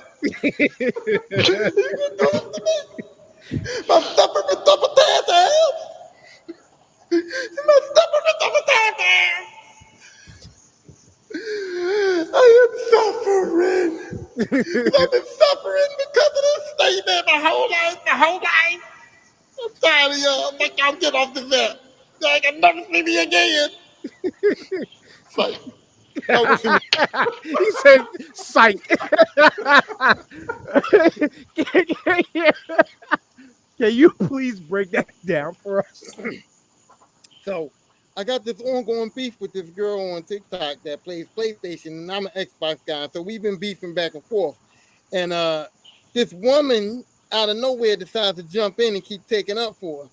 And so one day she just put that up there and said, with your suffering succotash ass. And that was like a spawn of my childhood that I cannot get past. Like when I grew up, and mind you, I went through years of speech therapy to get to where I'm at today. If y'all would have known me in elementary school, y'all wouldn't have talked to me. I would have spit all over you. So suffering succotash really hurts my spirit because they've been saying that to me since I was a baby. Like, you know what I mean? Literally since I was a kid. So when she did that, I was just like, I got to do something about this. And so I just spent it in a way that she didn't think that I felt like I was really mad. I tried to make it playful or whatever. But for real, nigga was hurt. I was a little salty about that. But me, I always got to win. I'm not gonna let nobody defeat me. So that's what she got. Word. You know what I mean? But shout outs to Shayna, fellow panelist on the BLACKFINITY Gauntlet this year. But she killed. I literally just seen the comment today, and she killed me with the it's okay, Bestie. Oh, man. You didn't see it. Let me go back to that screen real quick. That was the first comment I seen right there. You said it's okay, Bestie. I just lost it just now. Gotta love Shayna. But you know what we also gotta love? We gotta love wrestling intro music, theme music, entrance music, however you want to call it. And this year's, again, this is in memoriam to Terry Funk and Wyndham Rotunda. I had to try to find a name, and I picked their two worst gimmicks and made this name. And as I thought about it after I made the name, when I posted up the thing, I felt like, wait a second, this feels like a real product. The Husky chainsaws. But anyway, I had to go with their bad gimmicks in the naming of this tournament because the brackets, the way we built the brackets, we named our brackets. But for sake of the tournament and for proof that this is random, I hit the shuffle once. I hit the shuffle twice. I hit the shuffle for a third time. And that's your seeding. That's your seeding for the tournament. But I had to do it like that and had to name this tournament the way I did because we had bad names for our teams and our brackets and how we picked these. I chose the Shockmaster because everybody loves Fred Ottman. Everybody loves Uncle Fred Ottman. Fred. AKA Tugboat, AKA Typhoon, but most importantly, the Shockmaster. Tyrone, after all that spit from that video, it was evident to why Bastion Booger just fit for his team. Mantar went to TJ and Big O. But because Jamal wasn't here, he wasn't able to pick his. So I was remembering this image, but I was brain farting on the name. Until I picked up the worst gimmicks ever list. And as we were going through it, I said, aha, there it is. And like Brian, like what do y'all like to say when you're throwing something up on your show? Put it on the screen. The Max Moon division. The Max Moon division was Jamal's team. Yes, I had to go with the fake Power Ranger as far as one of the worst gimmicks ever. Fantasio was just a little too easy. I didn't want to go with Fantasio. If you remember Fantasio, the one match he had. The one match, the mime clown that pulled the streamer out of his mouth forever and ever and ever. We had to go with bad gimmicks with the names, hence Husky, Chainsaw, Invitational. But that's not to represent the outstanding music that we picked for this tournament. So we're just going to dive right in, as y'all see. Let me get rid of these bullshit ads. First up, I had to change the name because Jamal typed it out as Hulk Klansman. We know him best as Terry Bollea, Real American, versus I don't know him best as Terry Bollea. I know him best as Hulk Hogan. I'm not you. I'm gonna say Hulk Hogan. versus Shane McMahon's Here Comes the Money. Jamal, this just happened to be your picks facing off against each other. We're gonna go down and then we'll go back. We're gonna go up and then we'll go down on each round. We're gonna just keep rotating our picks. So Jamal, it's up on you. And commenters, anybody in the comments, I give y'all 60 seconds. I put 60 seconds on the clock, maybe 65 because there's a delay. Your votes count. And because of how long we went on wrestling in the beginning of the show, we're only going to do the first round this week. Next week, we'll go on to the next round. All right. And next week, we should be back at our regular time because all out. I'm getting them fucking confused. This is their fault for putting them back to back. We're only going to do the first round this week. My bad. Yes, all right. All right. And next week, we should be back. Done. Gotcha. The next AEW pay-per-view should be at night. So we should be able to get it done at 1 o'clock next week. But I will put a 60-second timer on the clock, 65 seconds to be fair, so the commenters can vote, and your votes count. But Jamal, it's on you. First pick. Yo. All right, so first pick, I mean, it's not a fair matchup, even though they both mine. I'm gonna go with I'll give him a credit. I'm gonna go with Hulk Hogan here. It's probably the most iconic, one of the most iconic ring entrance songs in wrestling history. It's hard to beat that, man, and especially since we all from the same generation. That was one of the first big themes that came out like that. Although Shane McMahon, Here Comes the Money, it's just crazy wild. I think he got Naughty by Nature to do that, right? Yep. Am I correct? Yeah. I didn't know So that. I thought that was one of the dopest ring entrance songs. And Shane McMahon, another dude, another McMahon plays a fantastic scoundrel. He worked that shit. To maximum efficiency. But if I gotta go through both of them, man, I still gotta go with Hulk's. Real American, straight cheese. It knew what it was, but if you look at the magnitude of the time period of where it came up and the legacy it still has, man, that shit is hard to topple. So I'm going with Hulk. Well, we got 2 for Hulk because Coach Wizard also agreed Hulkamania. Hulkamania, brother. Well, I guess I'm up. As much as I don't want to go against Tretch and Naughty by Nature, and my opinion on Terry, I'm going to separate the man from the song, and I have to give it to Real American. Every time we do one of these tournaments, y'all find a way to cheat. Y'all find a way to cheat every fucking time, and y'all cheating again. Hulk Hogan's Real American theme song and entrance song is a cheat in this tournament. He should be disqualified right away. So needless to say, I'm going with Here Comes the Money, but here's why I'm going with Here Comes the Money, because that's an entrance song. Now, y'all want to sit in and say Hulk Hogan's Real American was an entrance song, but we don't know that song from Hulk Hogan coming to the ring in it. We know that song because every time Hulk Hogan won a match, he spent 5 minutes posing, and we heard the whole song every time. Hulk Hogan spent 5 minutes at every match he won, posing. So we heard the whole song rotating over and over and over again. That's why we like it. It ain't because we liked it. He didn't get no pop coming in. He got the pop after he won. So if they had an after the match song, he can win. But in this tournament, no. Hulk Hogan's disqualified. I'm going to remember that statement. When it comes crashing down and it hurts inside. I'm sorry. I wanted to go with Shane too on this one. Then do it. I'm just pissed off this matchup happened this way, but go ahead. Yeah, Hogan's is a little too iconic though. It's just way too iconic. I'm sorry. It's but the votes are 4-1. Commenters, even though y'all not gonna really sway this much, here's your timer. So so we're cheaters, Tyrone, just because it's the automatic? You think it's that automatic with Hogan? Will you help my friend?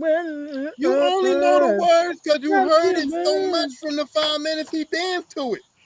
Yeah, but we remember the as soon as he's That's all you remember. Like it he's a guy that unfortunately he's got one of those pops that's unrivaled, Yeah, unmatched by many, you know. it's synonymous with the man, and I mean it just be that way sometimes. Now, if this was Hogan NWO Voodoo Child versus Real American, I'm taking Jimi Hendrix all day over. I was going to over say that should have Yeah, been Real enough. American. Yeah. Well, Jamal the one who picked this one, so Yo, I almost did both, but I wasn't sure if that was against the rules, so that's why I Yeah, was about to do Voodoo Child. and y'all time is up. Hogan for the win. I gotta just drag and drop. normally I would like that, but not today. Oh, you know what? What the fuck? Oh, start the tournament. There you go. That should do it. What the fuck? Oh, my bad. I forgot. See, it's been so long since I did it. So 5-1. Submit the scores. Terry Bollea moves on. This one is fucking tough. Yeah. man. Vince McMahon's No Chance versus Randy Orton's Voices. I got to give it to Vince. Reason why I got to say you got to give it to Vince, because as it plays on longer and longer and longer, it still gives me the same vibe of when it kicks off and it opens. Randy Orton's, we wait for the I hear voices in my head. They talk to me. They understand my singing voice sucks. And then once it gets past that, that's really it. My vote's to Vince. Tyrone. This is Voices was my pick, but I picked it because I felt like it was a cool song. I like the song, and I like the other part where the bridge where it's like I had voices. I like that part for myself. But and it fits Randy Orton, but I gotta go with Vince because when Vince was running the corporation, that's how I felt. I feel like if you're going against the corporation with Vince running the whole show, you got no chance. You know what I mean? Yeah. Even Stone Cold joined the corporation at one point in time because he realized he had no chance at beating Vince and them boys. So, and the way Vince walked with it, and the way Vince meant that shit. You ain't got no chance. Yeah. You know what I mean? No chance in hell you about to beat me. So I got to pick Vince on that. Keep it up, my nigga.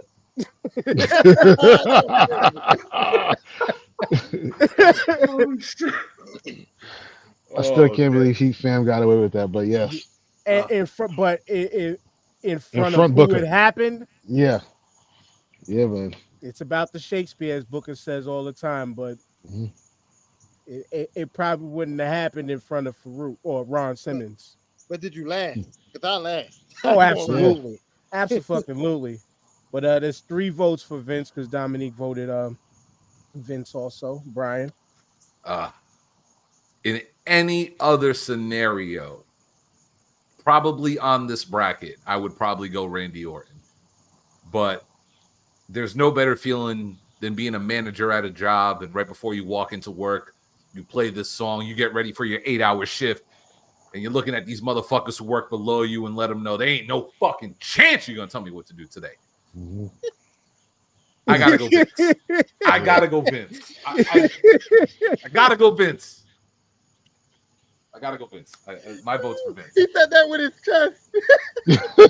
Ain't no better feeling. You walk up to it. You ever walk up somewhere where you know you're in charge of shit and just look at like it's like if you're babysitting. You're like, you want to stay up late? Ain't no chance. Ain't no chance.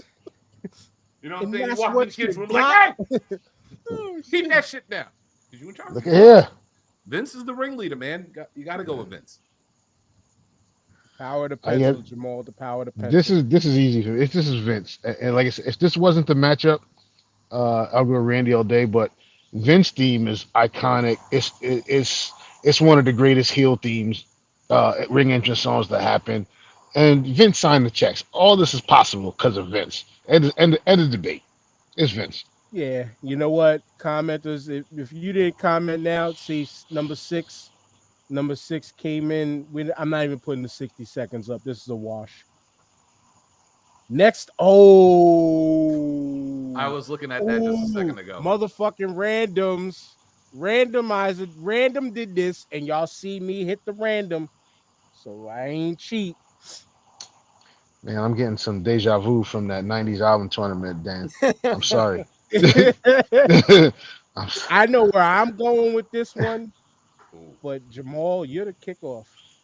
All right, hold on. Let me see this real quick. I can't see, so It's it's too DX small. versus the NWO theme. Oh fuck! I mean, this is fairly easy for me. If y'all know me, you should know where my vote is going right off the bat. But it's Jamal's go first. I'm gonna go with NWO, man. My man. I'm gonna go with NWO, fam, and I can't give you an in-depth reason why. It's just when it came to, and I like both groups, but NWO was just that was a moment in wrestling history when they dropped and that theme song when they turned Hogan heel. It's NWO for me with that music. Damn. Fuck you, Dan, for this one. Yeah, man. I say that was hey, I know it's not your fault, but I gotta blame somebody, so I'm blaming you. Hey, you know what? Shout out to the homie Victor from Codex Prime. I was cursing him up and down all episode I did with them this week. We did the top producer / beat maker tournament. Yeah, as a matter of fact, it felt like Dre, first round. We'll get to that at the end of the show, and I will explain why. But go with your pick. I fucking love D-Generation X. Fucking love it. You know, the greatest wrestler of all time started the group. That's right, Dan. Greatest of all time. Greatest of all time. But out of respect, especially based on the fact that the name of our show is very similar, if you take the first letter and flip it upside down, I gotta go NWO theme because new world order. Everybody air guitared that fucking shit. I'm sorry. Everybody was air guitaring the NWO. So I gotta go NWO. And don't forget, when you're NWO for life. I am not about to glance over what my man just said, and you heard him. You heard him. Oh, I already knew. The greatest. Oh, okay. Okay, just make it clear we heard what he said, right? The greatest backstage abuser ever. Is y'all gonna tell me how to vote? You know what I mean? I can't. I love the NWO, but I cannot. That DX theme song, you gonna tell us what to win? You know what I mean? Break it down. And it started the whole, you know what I mean, the X thing and all that. The suck it, I can't. This is bigger than NWO for me. I'm just saying the NWO, the whole overall thing was bigger, but no, I'm going with DX. I'm going with DX all the way. My vote was easy. Is NWO. Yeah, NWO birthed those motherfuckers over there. There wouldn't have been a DX if it wasn't for the competition doing what they did. And then, like Brian said, the air guitar, that music everybody had, everybody put it up to Two Sweets easy. No, everybody had, but even your brother. I'm gonna show the vote again. So let me click it up to 4, because even your brother, Too Sweet, NWO. That train bastard. But here we go. Just off GP for this one. 60 seconds on the clock. Well, during that 60 seconds, I'm gonna say once again, Dan tried to cheat. Did y'all hear that? And he didn't talk about he wasn't talking about the song or the music. He talking about if it wasn't for NWO, there wouldn't be no DX. Don't try to sway the votes. I kicked it. No. I kicked it off with that. I Dan, kicked you it off cheating. with that. I ain't cheating because I said when that music went off, everybody Dan, with the the two 60 speed. seconds is still up there, We got okay? another But the vote, and there's people, going to be some controversy at the the house. 60 seconds is still up there. The people in the comments heard you say that. One You more should have vote said for that after BS. you was done. The people in the comments heard you say that, so you swaying the So, comment. so I should have voted absolutely last then, like after the commenters. If you didn't want No, me you to shouldn't have sway just no made that shit. statement. You can make your vote without making that statement that you made. You're cheating. So no statements, no reason why, no, I'm DX. I did it for Tyrone. No, I'm just salty. I'm just salty. That's all. I'm salty. That's all. and that time is up. NWO for the win. Because like we always said. Did you add that Just second DX roll. vote though? Yes, I did. Okay, all right. Four, Just making 4-2. sure. 4-2. I'm gonna have a talk with my brother as soon Now as I get off this thing. this one here is it's on me. I listened to Ain't No Grave today. My vote goes to the Filthy Animals. This was not it for the Undertaker themes for me. Tyrone, is your vote. I kept it short this time. I'm going with. I picked the Ain't No Grave because I thought that was amazing. Like maybe it wasn't it, as the song might not have been it, but the thing with the song and him coming into it and the actual music and the Ain't No Grave where Undertaker never had words before besides the rolling thing, and that wasn't even his song. You know what I mean? So for Undertaker to come out and actually have words, and they still did the bell toll before it came on. So I mean, so maybe you listen to the song and you didn't get the whole entrance. I watched the video of the whole thing.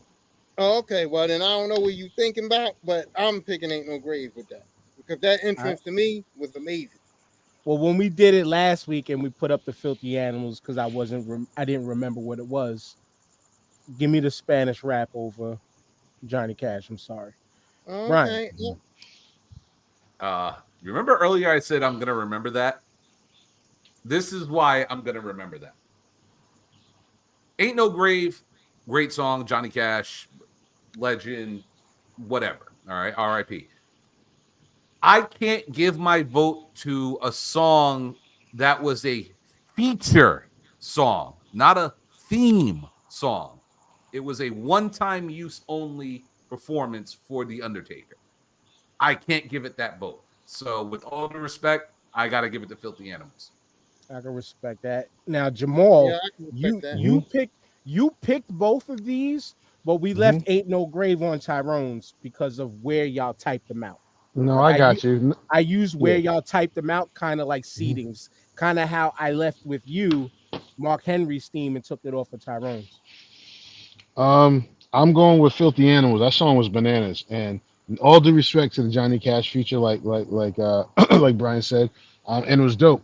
But I liked Filthy Animals better because when Ain't No Grave dropped, it was like a trend that was happening in a lot of movies and television shows where everyone was using Johnny Cash and shit at the same time, and it was too trendy for me. So I was like, all right, especially as one of the dead movies, the George Romero dead movies had just rocked that, and so it was like a little bit too much to have the Dead Man use it, and then one of the it was either Dawn of one of the dead movies that I can't remember offhand, but I thought the Filthy Animals, Dead and uh, Deader.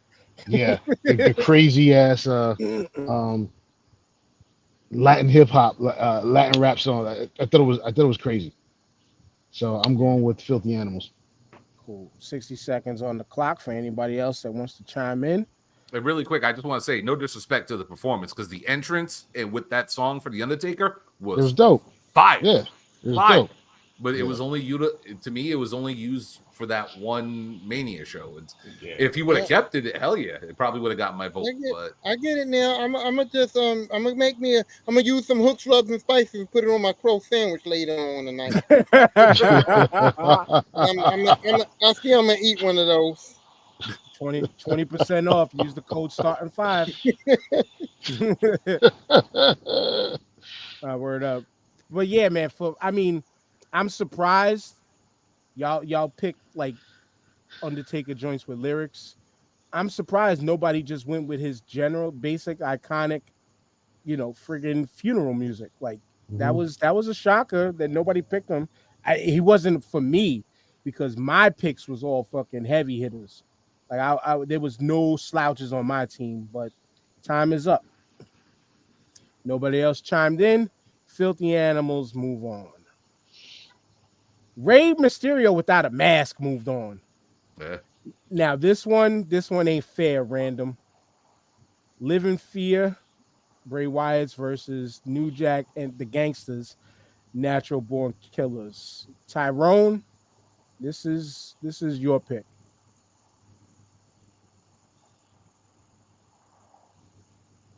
Did we lose you, Tyrone? Oh no, no, I'm here. I'm here. Oh No, not man, Tyrone. No. It's Jamal's pick. My bad. yeah, Because right. Jamal was the last That's one. why I got thrown off. I'm like, Already, wait, did you Mm. say Tyrone? Dean is on the right side Mm. of history. We Just got so you one know, vote Dean for is New Jack. biased. We got one vote Yeah, for New man. Jack. And I don't want to go with I don't want to make an emotional vote here, but I'm going with Bray Wyatt's theme, man. Mm. Yeah, Uh, it's tough. Yeah, man, I'm gonna go with Bray, man. Okay. This is one of those where it's like this. There ain't no wrong pick. I mean, I know the right pick for me, but you got you, Brian. Is this gonna cause a fight in the house? Mm. I just got to get the airbed ready. Honestly, I God bless Bray Wyatt. Live in Fear is a great song, but personally, I like the Fiend version better. And even with the Gangsters and Natural Born Killers, I'm an Ice Cube fan. Yes, baby, I know. Oh shit! But I done You heard better that pick wisely. song. I done heard that song so many goddamn times. Yeah, And man. Yeah. anytime New Jack works more than 10 minutes, it's already done played like 3 times. Mm, I gotta go Natural Born Killers. And Mm. not because my woman's forcing me to. Mm. I gotta go with Natural Born Killers. She's like John Cena. Wow! She's like John Cena right now. You can't see her with the gun to your head. For real. Wow! Hey, did Is y'all know she in John Cena and Peacemaker look exactly the same? the?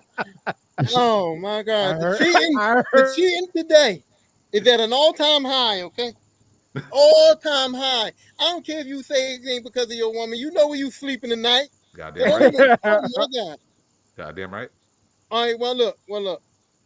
I'm going to use something that y'all use against me. Although it was a great song, Natural Born Killers, although it was great for them to wrestle to it the whole time, it wasn't they shit. That was Dr. Dre and Ice Cube shit. That shit came from something else. That was they just decided to pick that song as their song and they threw it in there. And also, y'all not talking about it as an entrance song for real. It's the same thing with Hulk Hogan. We only love that song with them is because they played it the whole time. They wrestled the whole time playing that song. So we was hearing that song the whole entire time they was wrestling. And we just put that song with them because they was wrestling and doing shit and we just it's associated with them for that. Okay, so I don't want to hear it as if you want to say just an entrance song, Natural Born Killers wasn't an entrance song, it was a match song. Because they played it the whole damn 100%. You are 100% accurate. So 100% accurate. I'm going with Live in Fear with Bray Wyatt. I'm going with my pick. Everybody kind of said why, so we're kind of tied right now. But you mentioned the whole you throwing in there. Oh well, no, this wasn't used just one time, like Brian's description of the Undertaker song. This was their song. Yes, when a New Jack match happened, that song didn't stop until the match was over. But that just added an element to the match that just made it even more just fire. Because it was like, yo, who does this? Who does this? And it was literally anarchy in the arena every single time you heard that song playing. Rest in peace to Wyndham and rest in peace to Jerome. But I'm sorry, Cuban Dre, Natural Born Killer, especially too my connection with ECW, my love for ECW. That was the Wild Wild West where they played real music. Next. They played real music. Absolutely next, but we are tied. So anybody in the comments, here's your 60 seconds. Get this in there. I feel your point, Tyrone. And you, as you said, you had a cot in the ECW arena. I would have loved every second of that damn song playing. I did. I ain't saying I'm not hating on the song. I'm just saying I'm using what I can to try to win this. Okay, stop beat. You know, I'm using all my tricks of the trade. You're doing the big O. He's doing the big O, Jamal. My pick. He's the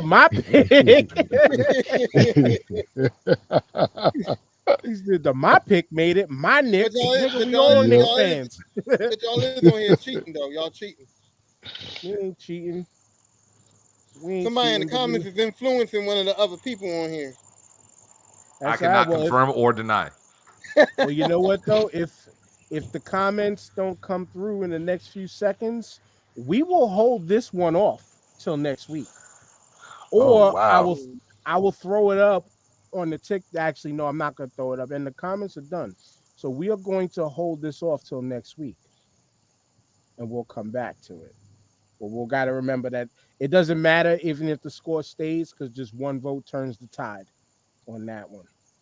Next up. And that was a first, to be honest with you. That's never happened on any of our tournaments ever before. But next up, it's all about the game versus the fucking 4 horse. Throw the 4s up. I love Triple H's The Game. I love Triple H's The Game, but when I was going back today and listening to some of these themes, that 4 Horsemen one is just cold. That shit was cold as hell. It started off with the sound of the horses running in. The neighing of the horse, yeah, bro. And yeah. Like, yo, man, whoever was playing guitar on that murked that joint. Mm-hmm. I'm putting the 4s up. I'm putting the 4s up, Tyrone. I this is kind of hard. I didn't want this to be the matchup for Triple H, but you right about everything you said. But it's just I don't know. When I heard that time to play the game, and it did something to me. That's what made it hard. That's what makes this one hard.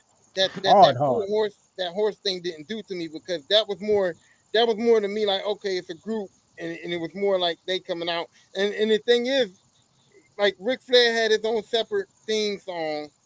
And he was the leader of the 4 Horsemen. So that kind of like, so I'm going to just separate that.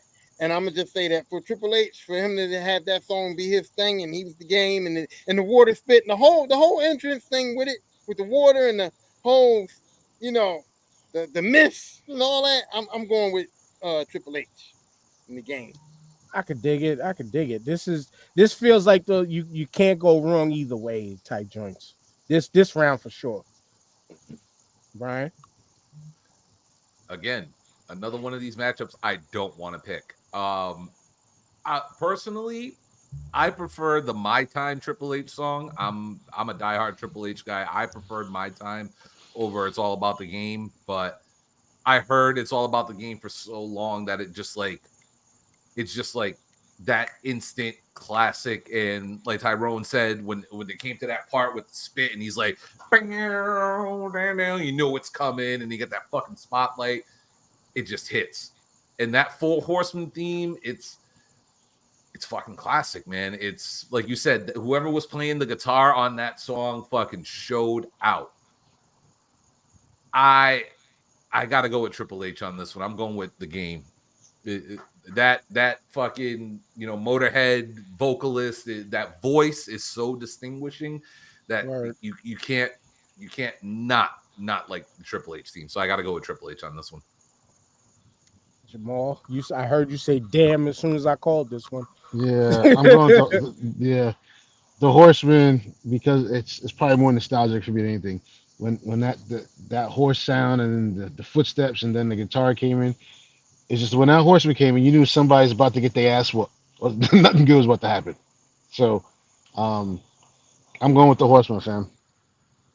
All right, we're tied. Comments. Your time is now. Yeah, this round here, this matchup here again. I thought that was Blame, next round. blame the random. It starts off the game. Yeah, coach, Um, your brother's back on your side. There's one vote for Triple H. hey, Jamal, you said when you heard the Horseman, somebody was gonna get your ass kicked. Well, I think when I heard time to play the game, somebody was getting their ass kicked as well. Okay, all right.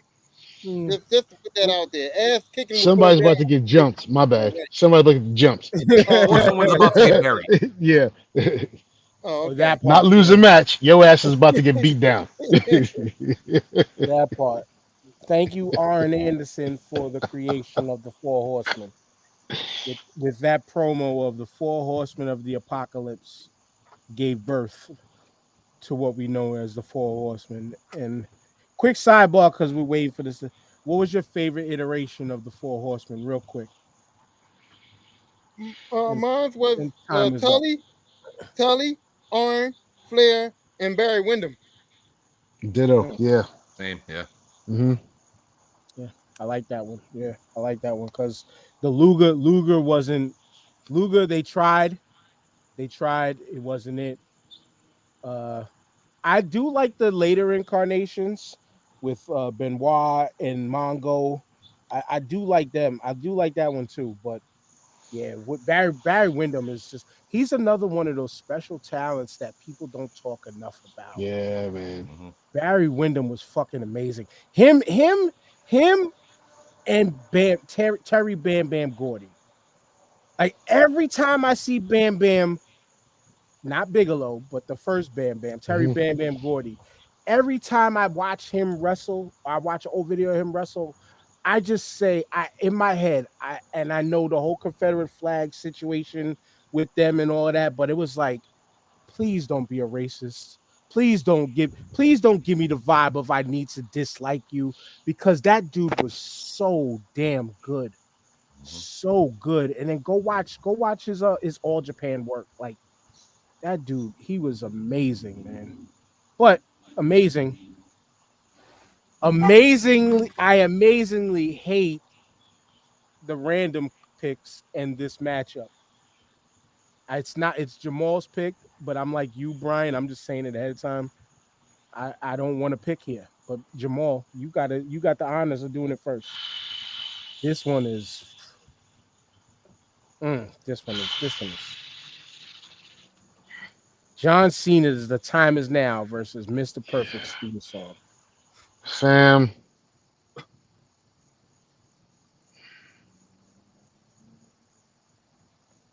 I'm gonna go with Cena because I see myself trending for all the shit that I grew up with first and giving that the edge to everything.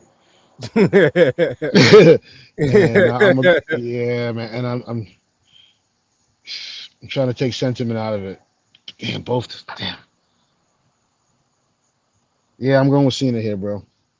I wish I can give you a detailed good reason why, but I can go any which way, either one. But I'm gonna go with Cena here. Brian, product of your area versus Minnesota. Man, unlike Hot 97, there will be no New England bias when it comes to picking music. Oh, I listened to that top 50 hip hop list. That was some bullshit. But I'll say this about John Cena, right? The boy can rap. I know you were talking about this last week on the show. His album was actually pretty damn good. Yes, it was. John got bars, man. John can actually fucking flow. But I never associated The Time Is Now to that happy time when I actually enjoyed John Cena. I was the Thugonomics kid. I prefer Thugonomics, even though The Time Is Now is The Time Is Now is a better song, but Thugonomics just hit differently for me.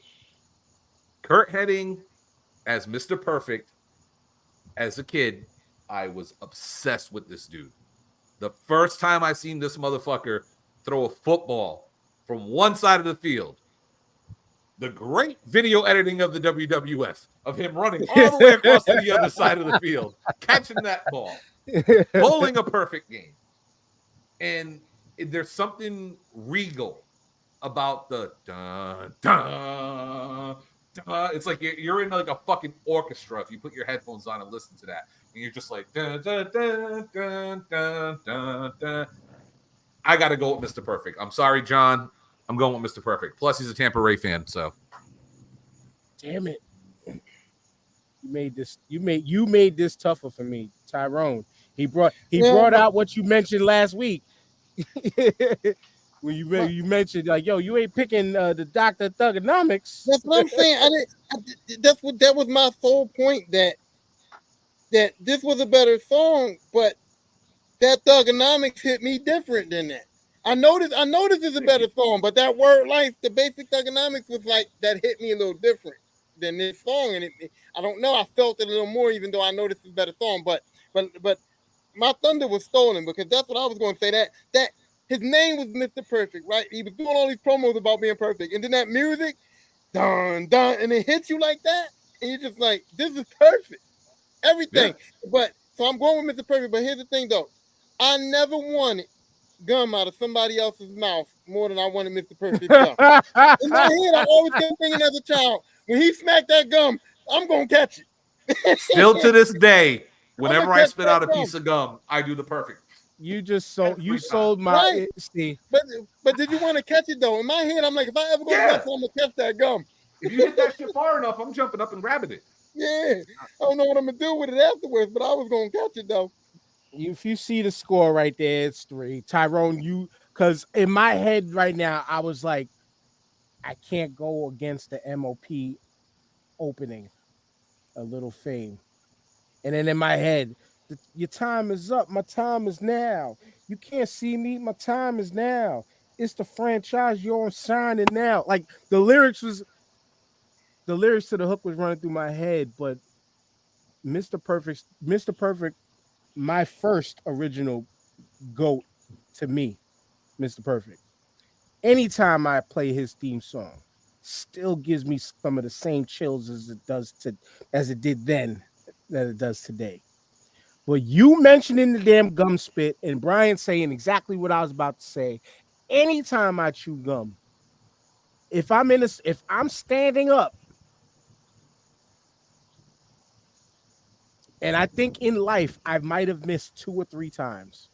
Same. So I'm not as perfect. But Kurt Hennig was perfect. Until he did Rap is Crap. Get that shit out of here.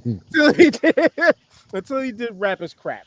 Rap is Crap is a certified banger. I stand by what I said. Hell no. But we'll give him the 30 seconds anyway, because the vote's 3-1. Yeah, man. Mr. Perfect and me with professional wrestling, like I said, he was formerly my number 1 all time. With you saying that, I'm going to say this without a shadow of a doubt. I will never go back on this unless something happens amazingly before I leave this earth. Mr. Perfect versus Bret Hart for the Intercontinental title, I think it was a SummerSlam 92 or 91, is still my favorite match of all time. That's still, to me, that's the greatest match I ever seen, was that Mr. Perfect and Bret Hart Intercontinental match. And you know what's crazy about you even saying the name of Bret Hart? You could get more, this is the greatest matches ever, with the name of Bret Hart attached to it than you can with your boy. I'm just saying. I'm sorry. To me, still, you can say whatever. I personally, and the time is up. Take a Sean, great match. To me, the best WrestleMania match ever was Owen and Bret. With all due respect to Bret, his matches were great. But did you feel something? When he was pissed off, yeah. No, that's what I.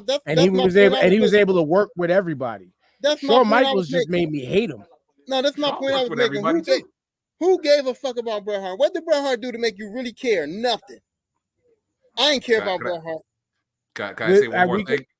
Brian, we could call the homie Carl and let's talk about how he felt as an adult getting the glasses put on his head. Oh yeah, agree with that. But here's the other kicker, right? Man, y'all cheating again. Y'all letting him. You wanted Mr. Perfect's gum. Y'all letting him influence you by giving you material things. But see, look, glasses. You wanted fucking gum. But Mr. Perfect was a terrible wrestler. I would have took that gum, but I still would have said he was a bum. But Dan, here's the thing when it comes to Bret, right? As much as I love Bret, Owen was better. 100. As far as the other elements of the package, by a hair. But in that ring, there's a reason why he's called the excellence of execution. Oh yeah, he's great. Don't get me wrong. Bret Hart's a great wrestler. You know what I'm saying? But Owen, I want to say Owen was that nigga. Rest in peace, man. Go ahead, Tyrone. You was gonna say something before I pull the next one. I was just gonna say that Bret Hart's greatest WrestleMania match was the Iron Man match with Shawn Michaels, in which he lost. Okay, that was his greatest WrestleMania match. All right, to me. Go back and watch that masterpiece at WrestleMania 10, please. But you said to you, that's cool. We're moving on. Undertaker's Limp Bizkit, Keep Rolling versus, and it's my pick first, Enter Sandman. The whole aura and Tyrone, ECW arena, you've been in it, you've seen it. I don't give a fuck whose theme song it is. I don't give a fuck about how I feel about Metallica because they ruined Napster. Even though I like Metallica, but they ruined Napster. Enter Sandman still to this day. And then just the man coming out with the cane, which I should have pulled my cane out of. I got a cane in my car, the kendo stick. And they pulled the kendo stick, cigarettes, the beer. ECW, Enter Sandman. That's one of the easiest picks I can make this whole tournament. Go ahead, Tyrone. It's the easy pick for me because, like, I'm kind of biased because I was in there live. I was in there, when Sandman did that. I was in there, and it's no TV does not justify what's happening in the building. You know what I mean? And when that came on in the building and Sandman came out, it was just like, it was nothing you could ever. It was just anarchy. Like, it was like people going crazy. It was almost like a Michael Jackson type effect to an extent. You know what I mean? And I never felt that nowhere else. At certain times. And the other thing is, I'm picking Sandman because I can't. The whole rolling thing just brings me back to that whole biker, dead man, Undertaker. And even though Undertaker made it work, it wasn't for me. And so that whole rolling, I feel like they was doing something to spruce that whole thing up a little bit. They was doing something like with him bringing out the motorcycles and stuff. They was trying to spruce that character up to me, and I think that was all part of it. And I didn't really like that whole gimmick. And so that song for me is like, that's probably the worst on the list for me. And Coach Wizards, Taker versus Sandman. Taker versus Sandman. Yeah, and then again, we talk about memorabilia and catching shit in the crowd until maybe 15, maybe 20 years ago. No, probably like less than 10 years. Well, before I moved out of next door, I had a Budweiser can from the Sandman, crushed in the same exact crush points that the Sandman crushed it in at an appearance on ECW when they came to Staten Island. Yeah, I'm connected. Brian. I don't care what anybody says. Fuck production. Fuck laser lights. Fuck smoke. Fuck all of that stuff. The Sandman has the greatest entrance in any company in the history of professional wrestling. I have never been there live like you guys have, but I will tell you right now, there is no entrance in the history of professional wrestling that gives off a better vibe than the Sandman coming to the ring. Anytime that chorus hits, he's cracking open another beer, smoking a cigarette, pounding half of the beer, pouring it into the audience, walking around like it was like the ultimate party you want to be at whenever the Sandman walked out to that ring. And I'm sorry, Mark Calloway, but you're a dead man walking right now. I gotta go Sandman. Oh, I like that. Oh, okay. Well, that was my pick, and no disrespect to y'all, to Brian. I feel what you're saying, anything like that. But let me set the stage for you. 1999, over here at the State Theater in Trenton, was my first live ECW show. I had never watched ECW like that before, and I got to see back-to-back matches, which just turned my world upside down. With Sabu, and the final match was Sandman. And when that theme song came on, and Sandman came out, changed my whole perspective on everything. So I'm gonna have to go against my own pick, man. I'm gonna go with Sandman. And Brian, I agree with you 100%. That is one of the dopest, most iconic ring entrance songs you can be. Not to mention that's one of Metallica's dopest tracks. It just everything was set up with that whole act to succeed, man. So I'm going against my pick. I'm going with Sandman. Yeah, clean sweep. Clean sweep. Telling you, my pick should make it all the way to the final, but I'm not touting that as my pick because you get the first go, Jamal. These two are my picks up against each other. Adam Cole, in my opinion, his best theme, AEW is all about the boom, versus RVD, Pantera, Walk. Mm-hmm. Yeah, it's an easy one for me, bro. It's RVD. It's almost too easy. And let me see something real quick. Okay, good. Because I was about to say, if this was up against Enter Sandman, I'd random disrespected. But it's not. Bro, It's if it was not. up against Sandman this early, I would have pieced out. Yeah, I think the tournament, we would have shut the tournament off. It would have been over. Go ahead, Brian. This one's hard for me because personally, I love All About the Boom. I love RVD coming out to Walk. I'll never forget, my boy in middle school, we would tape trade because his family lived out in New York. So he would always get a lot of the ECW tapes and bring them back here. And, I was getting some of the stuff over from Japan and we would literally trade it off. And he was like, yo, check this out. And RVD, whenever Walk would hit, it was like a good minute before Van Dam even came out. And that entire fucking arena was just screaming and singing along, the double thumbs everywhere. Then, Rob just walking out, high-fiving literally everybody on the front row all the way around the arena, just taking a sweet fucking time. And then when he got in that ring, it was like he just came through the fucking curtain. You know what I'm saying? Because the pop when he got in the ring was just as loud as when he walked through the curtain. And to me, Walk played a huge role in that. Oh, man, this is tough. I'm gonna switch it up. I'm gonna go with Adam Cole because of the fact that this song too, and I know I'm old school. I like actual numbers and stuff, but the fact that this song that was created as a ring entrance made it to like number 1 on iTunes for rock and roll is a big fucking deal. So I'm gonna go with Adam Cole, even though RVD is again another one of my top 5. I'm giving this one to Adam Cole. It probably went that high because of me, because I used to play it at least once a week going to work every day. Adam Cole's joint, Tyrone.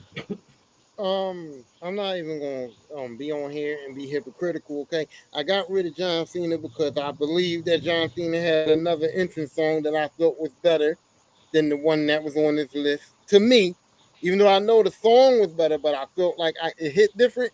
And that's the same thing I'm doing when I go and say that I'm going to pick Adam Cole, because Walk was great, and I enjoyed it and I loved it and everything. But one of a kind for Rob Van Dam hit different for me. It's a good song. I don't know. That One of a Kind, I was into that. I was doing the whole. I didn't like Rob Van Dam, but One of a Kind had me doing the two thumbs thing, and I didn't even Hmm. like that dude. So for me, this is not the best entrance that he had, and so I'm gonna have to vote against it. Not me. To me, this was the second greatest vibe in entrance theme music. Like, to honestly, like, ECW had it on lock because they were using licensed music illegally, Yeah. illegally, but they were using licensed music. Now, if you try to play them on the WWE network, the shit that they do is atrocious. Like, thinking All back, gone. what they gave to the gangsters for is like what like non-black person chose this music to represent the gangsters. The guy who's the new But I'm producer of Busted Open. uh, Yeah, the um, guy who's the new producer for Busted Open is actually the guy. His name's, I think, Paul Ehrlich. He's actually the guy who went and took out all the music from ECW, WCW, old WWF, and had to put those generic ass songs on. well, with love and no disrespect, but fuck you, Paul.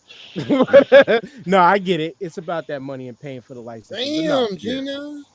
but nah. Rob Van Dam's walk, Rob Van Dam Pantera walk. I mean, that it's a song that you could just play on the humble as just regular music. Is yeah. So you know what? Back to the timer. I took it away. 60 seconds on the clock. It's on y'all, people. Are y'all getting Rob Van Dam up out of here early, or is the young Shawn Michaels, the better version of Shawn Michaels, Adam What a Cole, virgin of show. the Why you better keep? version, the better version of Shawn Michaels The Wow, the hate is real, disrespect. bro. as a human? Here I we ain't go saying the again. ring as a human. I don't know Michael Hickenbottom. Michael Hickenbottom might be an okay guy, but Shawn Michaels, no. But Adam Cole, phenomenal, phenomenal, phenomenal. Great song, but it's not better than Pantera. But I feel y'all points. Shots fired. And Dina with the save. RVD for the win. Oh, Oh no, we're still going. Oh, It's another no. tie because Tyrone, your brother, decided to ride with you. Don't go out there and try to make a fake account to get another vote in. And y'all the time. ones cheat. Y'all the ones who Yes, cheat, not me. guess what? And Miss Dominique left, but yeah, we're gonna have to move this on next week. Two in the same tournament. What Mm. kind of bullshit is this? It's our Well, best tournament ever. it's my pick. You know where I'm going just off GP. I'm actually gonna go sexy boy over Latino Heat. It's more iconic. It's far more iconic than rest in peace to Eddie Guerrero. Y'all were shocked. I know you were. This As much as I was annoyed as hell by that, I think I'm cute. I know I'm sexy. See, that now we is the should, whole. Wait a but minute. we should. There was two different parts. There was two different versions, right? Or Yes. he sung both. Yeah. So No, we never Sherry sang the original version. right, and nobody you didn't declare. But I guess we're taking the heel version with him singing it, Tyrone. I'm taking the version with him singing it, not the Sherry version. Even though Sherry screamed in the beginning, Sherry screamed, but they still kept that though. Even in the version that Oh he yeah, sung it, yeah, they yeah, still yeah, yeah. so yeah. Dina with But this is easy for me because Derek Hunter, you're late. the Latino Heat was a cool song, but it didn't have no impact like Sexy Boy. Like what are we talking about here? Yeah, You know yeah. what I mean? Like Sexy Boy. Shawn Michaels had just became Shawn Michaels. He just got finished doing what he did to Marty Jannetty and broke the Rockets up. And this man had, and Dan, this is what I'm talking about. That song made you feel sick, made you hate this man. And that's what he was trying to do. He was Absolutely, so at the height of absolutely. Shawn Michaels, he was being the most conceited, most ignorant, most sexy, most everything he could be, and this worked right with him. Sherry screaming in the beginning, and him having Sherry on the song, it's too much to not beat Latino Heat. I totally agree. Because if you're a great heel in the business, that is exactly what you're supposed to do. Go ahead, Brian. That's why he the GOAT. The GOAT. You think But it's a no, I lamb. He's a fucking sheep. but no, with all due respect, of course I'm going Shawn Michaels. Still to this day, I sing that song. You mean to tell me, Dan, not one time in your life you never got out the shower, had a towel on, just looking I in the was mirror? about to say, is that You, what you do to Dina each and every day? But no, I that's have why she not done voted. that. But That's why she the that's goat. right. But no, of No. course I I've gotta go. never done Let's it. do this. I have to pick Shawn Michaels just off the fact that my older brother, who like he watched wrestling occasionally, I'm the diehard fan in the family. Still to this day, he'll walk up in my house or I'll see him and he'll start singing the Sexy Boy theme. It's the one wrestling theme song he remembers. He knows that song start to finish. I don't know how. My brother's damn near almost 60, still sings that song to this day. So I got to give it to Shawn Michaels. Jamal. Yeah. I love that Eddie Guerrero song. I thought that shit was iconic. But yeah, it's Shawn Michaels' Another. Sexy Boy is more iconic. It did what it's supposed to do. It helped sell his character. It got under your skin. It made you hate the motherfucker. It riled you up. It's got to go to HBK. You see, y'all made Shawn Michaels brought all the boys and the girls to the yard. Ew. Everybody's loving Shawn right now. Ooh, now this one. You think you know me? Edge versus Seth Rollins, Visionary. Jamal. Mm, This is a tough one. I'm actually hmm appreciating this random now because hmm these picks, for the most part, have been pretty difficult. There hasn't, I mean, there's been a couple washes here and there, but not that easy.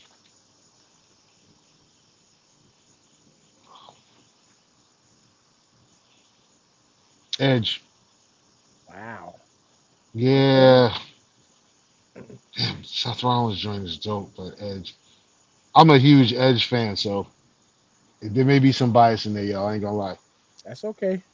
Hmm That's okay, Brian.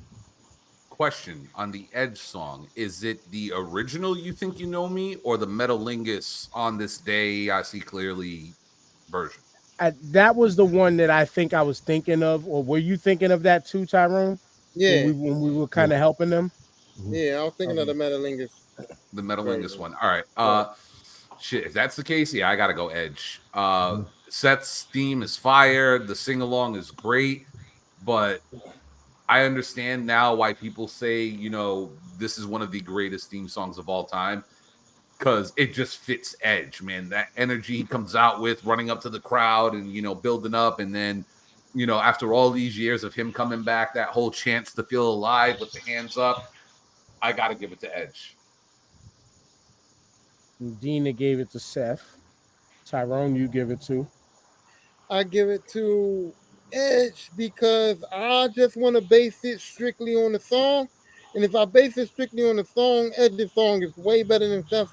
And even the interest with Edge with the energy is way better. And I think we're kind of a little bit biased on the Seth thing because it gets the crowd jumping and we sing it. But I think that's it. I don't think we really even give a fuck about the song for real. I think we're just waiting for that so that we could just participate, so we could feel like a part of the show. But if you just listen to the song in itself and the interest in itself, it ain't that great. It's just that it provides for that audience participation, and we get into it. But the song as a whole, I don't think it compares to Edge's song for real. This is the battle of at one time two of my least favorite wrestlers that I've grown to Eh? appreciate more over the year. Yeah, I was more of a Christian fan than Edge. And I know why you don't Christian like Seth Agreed. Christian Rollins. Christian is the better wrestler. Seth Rollins, Brian knows this because he's been a part of this journey when I used to call him Neck Rollins. He's turned me around about 3 or 4 years ago. That dude puts on masterpiece performances almost each and every time he goes out to the ring. But Visionary, I blast that in the car way more than I've ever touched Edge's song. Legitimately riding through the streets with that song playing. And the only knock I could give it it's losing right now. It's lost the edge, but the only knock I could give it is the whoa, it doesn't go on long enough in the song. Like it should have looped a little bit longer because then it cuts to the drum part that little breakdown real quick. But then the burn it down. Like, I'm sorry. Yeah, it's Seth. But since it's only about winning by one vote, put it on the clock. I will say this though: the whoever did the production on Seth Rollins' track, phenomenal fucking job. Like, I grew up with two brothers who were like, they're hip hop heads, but they're more rock heads than anything else. And like, I can appreciate the guitar, I can appreciate the bass, I can appreciate the way the bridge is set up. Though I can appreciate how they broke it down for the part. Like, it's a really, really good song. But compared to Edge's song, it's big difference. Yeah, and I could dig it. This is another one of those flip flops of like either one can go, and it's okay. You know what I'm saying? It's just about that next round matchup. Who do they face the next round? But this one, yeah, for me, it was Seth. And like I said, I legitimately play it in the car. Hey I Dan, legitimately, yeah. with your whole Edge and Christian thing, right? I was adamant in telling folks that Christian was better than Edge all the way around. He was a better wrestler, and I thought Christian was better than Edge on the mic too. I didn't understand why Edge became the superstar of that group. I still don't get it to this day how Edge became what he became, and Christian kind of played that background because I thought Christian was better on the mic. They called him Captain Charisma, and yet Edge got a push over Captain Charisma. Like, that didn't make no sense whatsoever to me. Well, look at it. Look at it in this aspect, and with a little bit of retrospect. Y'all favorite of Shawn Michaels was the second best wrestler in the Rockers. That's blasphemy. Marty Jannetty was considered the better wrestler at one time. Yes, The better that's true. That is true. wrestler at one That is time. very true. Do you know But how the Rockers broke up? I remember it all. No, But no, no. again, I'm talking about the real story, not the kayfabe. oh no. No. Okay, I'm gonna tell you the real story. They was in a hotel room. Marty Jannetty and Shawn Michaels in there, and your boy, the wrestling legend Roddy Ryder Piper, went up to Shawn Michaels and said, "I've watched you, kid. You're going to be a star. You need to get rid of that dead weight over there." And that's what started the whole thing between them breaking up. Is because oh yeah. Rowdy But Piper it's told Shawn he was a star and Marty Jannetty was dead weight.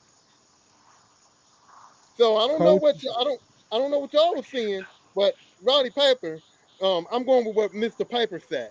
Okay. No, and I could dig it, and that is in many cases. Sometimes, usually, that's what I mean. If we were to sit here and break down a lot of these tag teams, Harlem Heat, though both of them were phenomenal. Stevie Ray could be looked at as the dead weight, or i.e., everybody, and even to what I understand, wrestlers of today hate the term, but Stevie Ray was the Jannetty of the team. The Steiners, Rick Steiner, who was the one who was wrestling first, is the Jannetty of the team. You know what I'm saying? Like, every tag team has that one. It's just weird that, like you said, with Christian wrestle wise, he's another person, even still to right now, can put on a match of any style and any kind with anybody. Edge, the WWE system. That's why I hope that with his contract expired and we don't know what his future may hold, I would love to see him somewhere else. I've always said this about tons of WWE talent that have been WWE lifers. I need to see them outside of. But Coach Wizard, your vote was a little too late. Unfortunately, Edge had to move on. I'm sorry. But speaking of Piper, Roddy Piper's bagpipes versus the Godfather's whole train. Piper played the bagpipes. Piper quite possibly played his own theme song. I'm going with one of the GOAT heels of all time and Roddy Piper. Tyrone. I hated Piper's song in a good way. I hated Piper's song because as soon as I heard them fucking bagpipes as a child, I was like, oh, here he comes. Either I knew the Piper shit was coming on or Roddy Piper was coming out, and I didn't know why. I didn't want him to talk. I didn't want him to fight. I didn't want to see him. I hated Roddy Piper. You know what I mean? And so when that song came on, that song did something to my soul, to my spirit. So to make me feel like that, I have to put that song above the whole train. And on the second part, this whole train song was terrible anyway, and I don't know why it made this list. I don't know why it was picked. I don't know why it's out here, but either way, Piper was going to win for me because I mean, still to this day, me just thinking about it, I'm getting a little sick right here, right now. Brian. Aside from Sandman and the Beautiful People, The Godfather had the greatest entrance of all time. However, bro, it is the worst song of all time. I got to give it to Piper. But if we were voting based on entrances, The Godfather would have won this whole tournament. Just saying. Oh yeah. Now Jamal can explain why he picked this. okay, that wasn't right, dog. I love the Godfather just for the reason you stated, Brian. But I think that we shit was all do. funny as hell. The name of the song, the whole train's like it just that's just classic attitude era. No fucking boundaries wrestling. You know what I mean? No fucking boundaries, bro. And they were real Uh, strippers. They were real Fam, strippers. Not that shit was all of fucking them. hilarious. Yeah, a couple of them were Because, wrestlers. because I was gonna say some of your favorites. I think some of our favorites might have been in them whole trains too. I think. That's Lisa right. Marie Vaughn. Yep. But if he was going against anybody but an iconic Titan in that theme song, them fucking irritating bagpipes, I would go for the Godfather. But I gotta go with Piper, man. Anybody in the comments, real quick. I'm not putting the 60 seconds up because this was a clean sweep by us. But anybody in the comments, if you want to chime in right now, then go ahead. But if not, it's okay. To be honest with you, Piper moves on. We got 4 more matchups left, and then we're finally fucking done. Oh, sorry. It's your pick, Jamal. You go first in this freaking bloodbath right here. I hate that I had to click random so many times now. Holy shit. I hate this. I hate this. I hate it. I hate it a lot. But I don't have to pick first.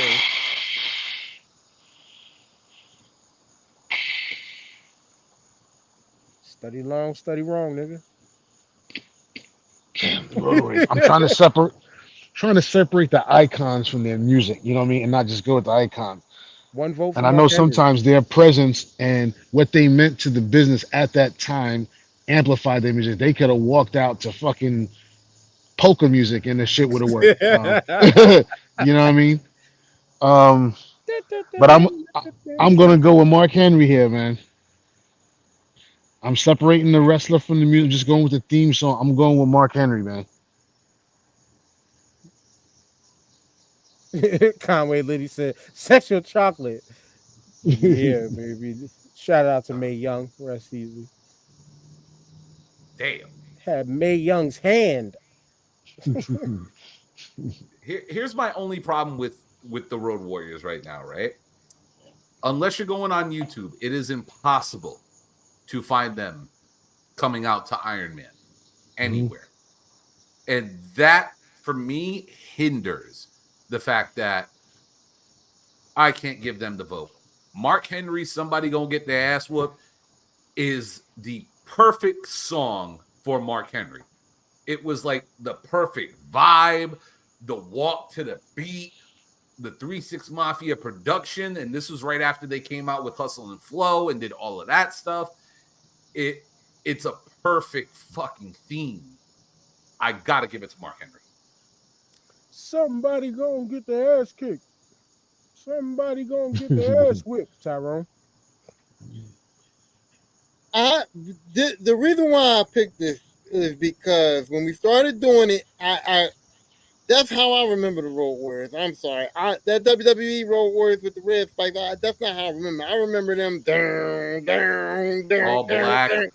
You know what I mean? That's what I remember, Another and vote for 3-6. that just stuck with me. But I'm not picking them. I'm gonna go with Mark. You know, this was on my list already.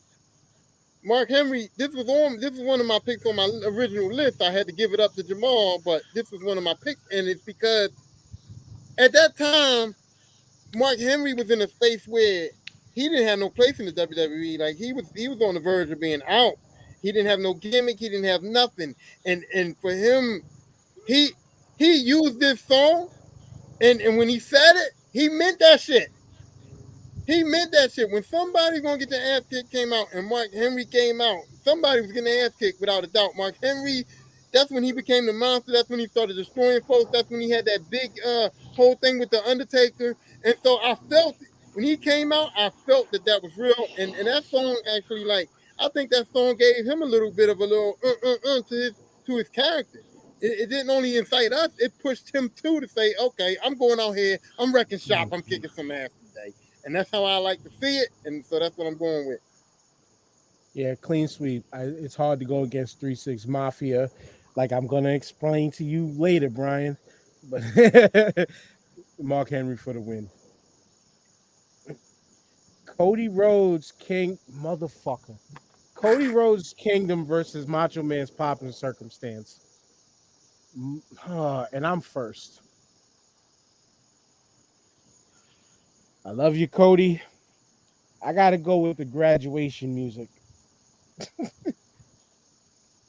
There's nothing like coming out and seeing him coming with the one finger twirling around, Miss Elizabeth strolling along behind him, or without Miss Elizabeth, which is Sherry, scary Sherry, whatever. No, fuck. It's Macho Man. Go ahead, Tyrone. Listen, when we talk about Macho Man, please let's not bring up Sherry, okay? It's Miss Elizabeth. We don't got to bring up those Sherry years because that's No, don't disrespect fucking Sherry. I'm not disrespecting Sherry. I'm just saying when it comes to Macho Man, I don't want to bring up them Sherry years. You don't hold on. I'm sorry, Brian. Like I see you. But you didn't like that. They were like that first toxic relationship on TV. What you mean, Macho Man and Elizabeth was toxic too now? No, not like on some like punch you in the face. I love you. Smack you, bitch. I love you too. Like, you know what I'm saying? That aside, that was the vibe. I'm gonna go with Macho Man because, like you said, it's the same thing with the Roddy Piper thing. As soon as I heard that, I'm like, oh shit, here he comes. Macho Man's coming out, and then he came out, and like you said, that finger wave and that pointing to the crowd with that robe and the stars on it, and then Elizabeth was glamorous. Every time walking behind him, it was just the whole interest with Elizabeth walking behind him being glamorous and him pointing that finger in that star robe. That entrance was amazing to me. I don't know what you did to your camera, but it fit with the whole finger wave because you just had this like this aura around you, this glow. It started to rain a little. I think some drizzle got on. Okay. But yeah, so I'm going with the Macho Man, and I'm waiting to hear what Brian got to say about Sherry. Yeah, Dina voted. Yeah, he put his hand up. He couldn't even wait for me to finish. He put his hand up. I was gonna throw out Gorgeous George just to be an asshole. But no. I feel bad about this one because, with all due respect, and as iconic as Poppin' Circumstance is, it's the graduation song. It's like as great of a song and how it fits Randy Savage. I heard that shit when I walked across the stage. It dilutes it because when I hear that song now, I think about the 45 minutes I gotta wait until they get to the L's. All right. So as much as I want to go with this, I gotta go with Cody and the Kingdom because Kingdom is that if you really listen to the lyrics of that song, it exemplifies what Cody has gone through. Yes, when he left WWE, He was like, fuck that. I'm building my own kingdom. Everywhere he went, and you got to remember, Cody didn't just go to Ring of Honor. He didn't just go to New Japan. He didn't just start AEW. He hit up every local independent in the entire country, if not the world, with this song. This song, like the listener just said about Mark Henry's song, it gave Cody that presence of being a main eventer. You know what I'm saying? And not even just the whole whoa thing that people just started catching on to. It was like, you know, the line of my father said when I was younger, hard times breed better men. It's like that song to me just hits perfectly. Cody is the only person who could use that song. And even the story that he's going on right now, trying to quote unquote finish the story, it suits him so well. Like the moment he wins, if he wins that title, that song is just going to be like his battle cry. You know what I'm saying? And your and people choice of just your going choice nuts. of words with suits. Your choice of You know? words with suits. Cody wearing the suits. It fits him perfectly. So I got to give my vote to Cody. Jamal.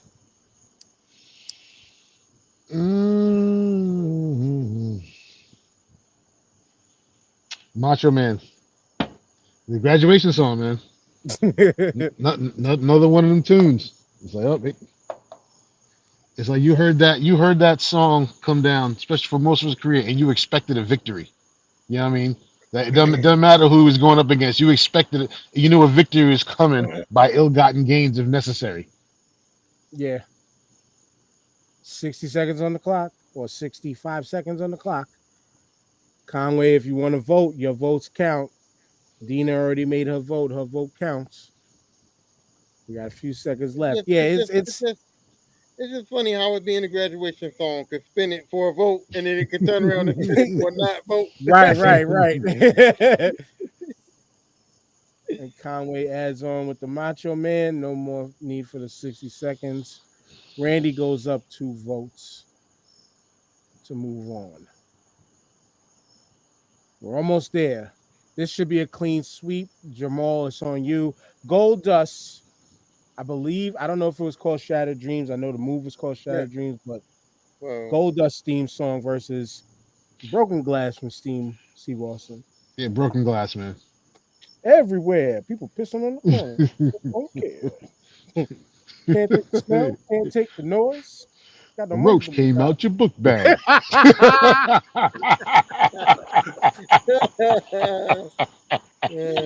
Who told him that was okay? Shout outs to Big O. Listen to a couple episodes ago when we talked about it. He said his story.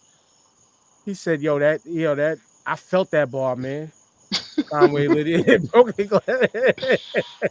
Brian, this should be I do enjoy Goldust's theme, similar to like the discussion that we had about Mr. Perfect, but when that glass shatters, somebody was gonna get fucked up. Tyrone.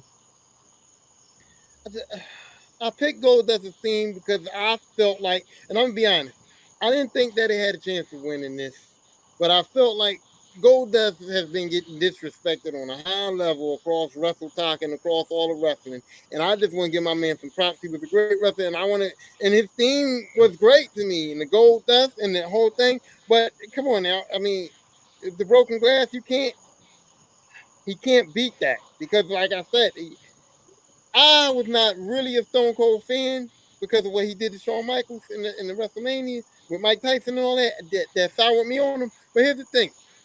So, with not being a Stone Cold fan, every time I saw The Rock or Triple H or Shawn Michaels or anybody in that ring, and I heard that Broken Glass, I was like, oh, shit. You know what I mean? It took me down. It fucked me all up. Because I'm like, The Rock is killing it tonight, and then you hear that, and you're like, oh, shit, here he comes. You know what I mean? But that shit fucked me up.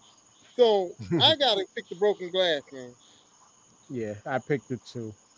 Easy sweep. No more votes necessary. Last round for today. We damn near almost went 3 hours. This has been a long time since we did that. Man, listen. We just seen Jericho perform Judas live at Wembley Stadium versus when JYD used Another One Bites the Dust.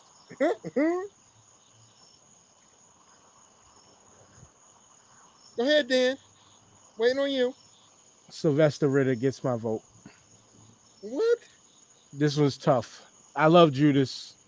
I This was just tough? if my vote is a sympathy vote for JYD, then so be it. That's where I'm at with it. Can we get no? You're not getting that easy a cop out. Can we get some more? Can we get some logic on that? Can we get? I don't. Is it a sympathy? No, Confirm it's a sympathy vote. Confirm that. Well, when the rest of y'all vote, that will be said confirmation. No. You capping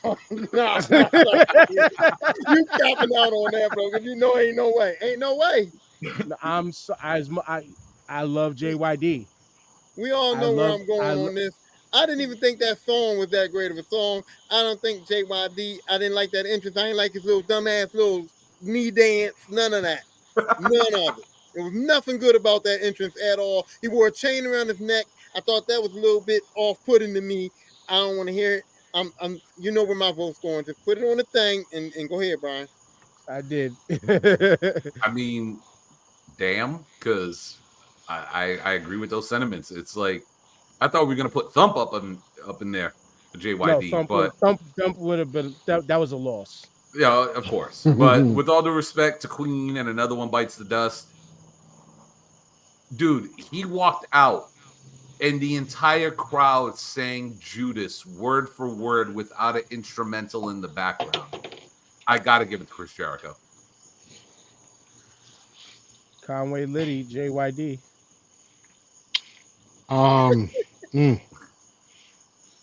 Yeah, I'm going with JYD. What? Mm-hmm. Wow. How is this possible? I'm stunned myself, yo. Like Mhm. not looking for sympathy, not looking for bias, but I'm stunned myself. So 60 seconds goes on the clock, or 65 seconds goes on the clock. And it's the magnitude of what Chris Jericho has currently.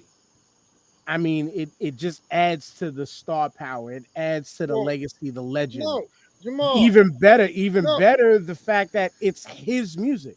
Yeah. So he ain't got to worry about the copyright claims. What's up, Ty? We didn't get.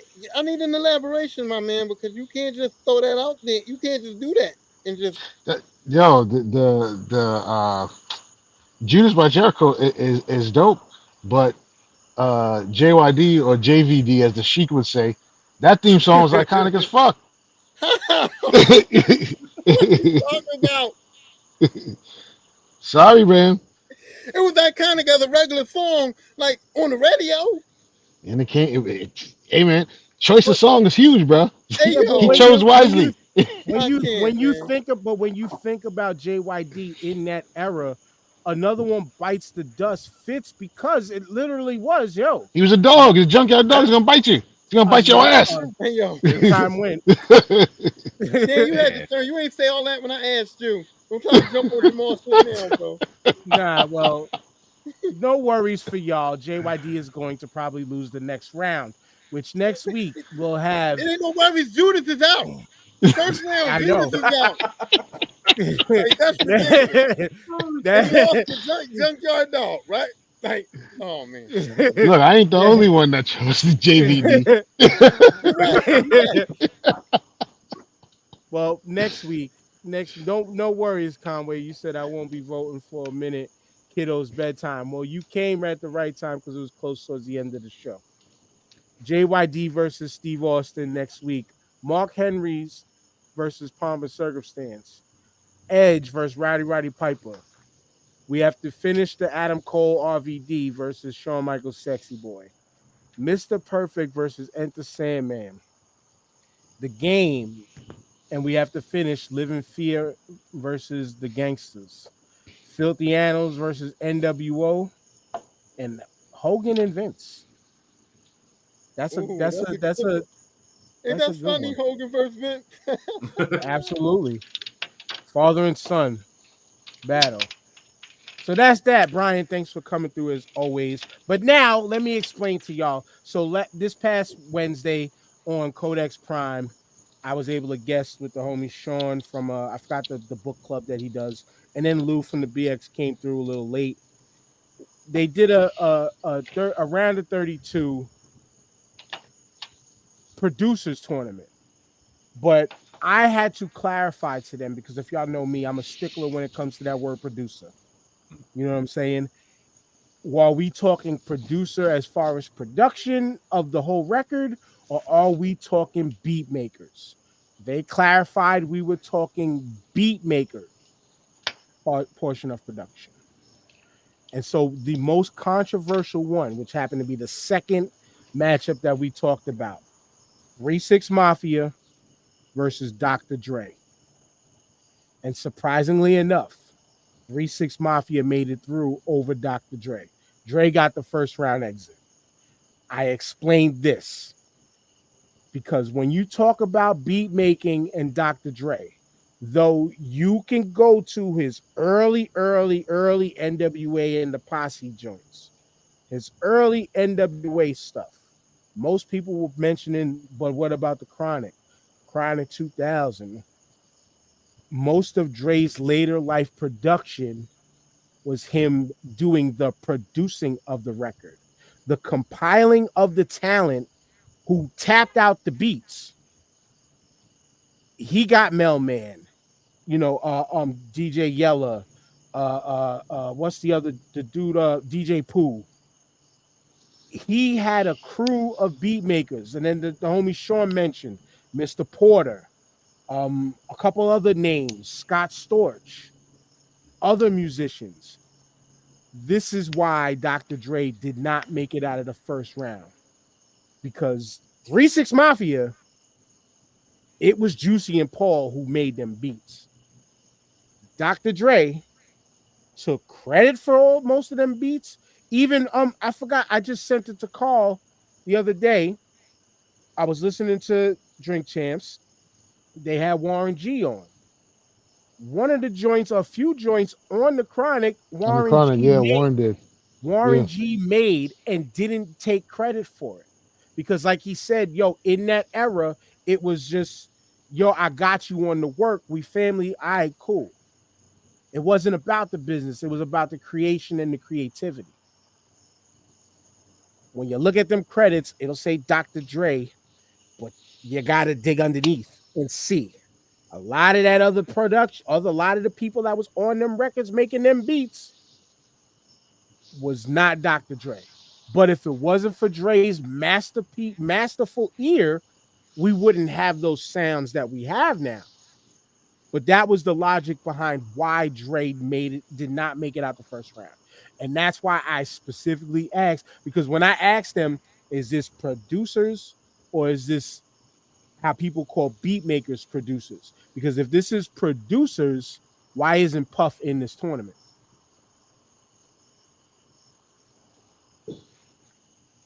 I can Respectable, but you're wrong. Hey, whatever. We'll take that.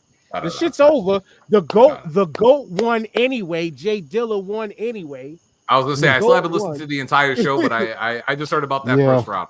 I'm gonna have to listen to the show, man. Yeah, the GOAT won. So if you do, please go support Codex Prime Podcast as always. Those are the homies, Victor and Carl. I still haven't made my way up there yet. I know I said I was supposed to. I'm still trying to figure out where I can get time because, like I said, Tyrone, a nigga is getting forced on overtime during this week into the 12 to 8 shift, going home and coming back to work in the same freaking day. I hate it. That's why my week sucked. But all in all, we'll be back next week. Hopefully we get more of the people from the BLACKFINITY Gauntlet panel. I know a bunch of them had a lot of shit to do today. Definitely pay-per-view in hand. Other people had other shit to do. I'm going to throw it out there. I hope we can have the whole panel on. We can fit 10 people on here. But until then, Brian, you know what to do. All right. Again, as always, Dan, thank you for having me onto the show. It was finally great to finally talk with the listener. I've been watching your TikToks for the longest times. They are fucking hilarious and amazing takes. Um, again, thank you for allowing me on. You know me, I love to talk pro wrestling and all aspects of it. Yeah, and UWO, we will be live tomorrow on Facebook. We will be discussing All In. We will be discussing, the passings of Bray and Terry Funk, and a little bit more like we usually do on the show. We're free form. We have fun. Would love to have everybody tune in and give your opinions on it. Phone lines are always open. And yeah, till next week. Pay attention to that burial of the week too this week. But y'all know the order, Cool. Tyrone. We know how to Good pass it show. around. I can't even front and say that I'm not disappointed that all the guests that I thought was going to show up here didn't show up here, because I like to tear people asunder. You know what I'm saying? I appreciate once again that y'all had to cheat the beat, because y'all know how your boy get down. I get it. I understand. I'm gonna let you slide with that. And I didn't cheat. I didn't know my brother was going to jump in here, so I can't talk. I can't get on you, Brian, because my brother jumped in. So you got excused. It's only Because fair. somebody jumped in for me too. So I'm gonna let that slide. But all in all, man, I enjoyed the show. I appreciate being here. Think you guys did excellent as well. Brian, I love to talk about wrestling, and I love to welcome another person back that's knowledgeable, that know what they're talking about, and can have a good opinion, and also not get mad when I bust him up. You know what I mean? I like all that. And so, Jamal, it's on you. Oh, wait. I want to say this, Jamal. I think that either me and you kind of look alike, or because we have the most blackest names on the panel, that Dan was getting really confused today, because he must have called you Tyrone about 7 times. I forgot the order. Yeah, it's my bad. It's my bad. It's my bad. Yo. No, man, yo, Brian, appreciate you coming on, fam. Excellent chopping up with you. Um, let's, but you already know, fam. It's all love, man. I love when you on the show. Peace to Big O and TJ, which they could have been on. Peace to the mayor. I love chopping up wrestling with y'all. Every time I chop up wrestling with y'all, I feel like I get an education. Um, peace to all the listeners, everybody who followed the show, who commented and helped with some of these choices. I'm looking forward to going more extensively into the tough matchups next week. As usual, peace to Ishtar, peace to Disabled Planets, peace to Ill Magic. Word. Peace to TJ, Big O, as always. I don't know what happened with Big O. He just didn't respond. The TJ, feds. hopefully he made the safe. Oh yeah, the feds got him this week my again. TJ, hopefully he made it back safe flight from LA. Going to, he hung out with his daughter this weekend. But yeah, Blackfinity Gauntlet, November 3rd to the 5th at J1 Con. Please be there. Shout outs to Shayna Hill. Shout outs to the homie Decent. And shout outs to Haven. All of them be a part of this panel. I did reach out to 2 other people. One person didn't give me an official word yet. The other person is trying their best to come from Texas. Yeah, man. Brian, you already know. Jamal, Tyrone. If there's anybody that can match or best me, especially best, he can best me because of my 10-year gap in watching. It's him. There's that very, very few out there that rival, like, just the when we talk like the inner parts of wrestling, not just the fandom part, but the inner part. Like this guy is my one rival, and it's not even a rival. It's Mega Powers Activate, like, type shit. You know what I'm saying? So shout outs to UWO. Shout outs again to Carl and Victor. Hey, Codex I Prime had to resent bring. that. I resent that. I ain't gonna lie. I feel like You're, I'm in there. you're coming into the fold. We're still, again, we're still getting to know each other. We're still getting to know each other in this process. I'm just number one, and I just can't accept nothing less. That's all. And you know what? Because of no shaming in this era, no shaming. It is okay that you feel that way, my brother. Again, we are all champions. Right. Everybody gets a fucking trophy in this show. We out. Peace. Later.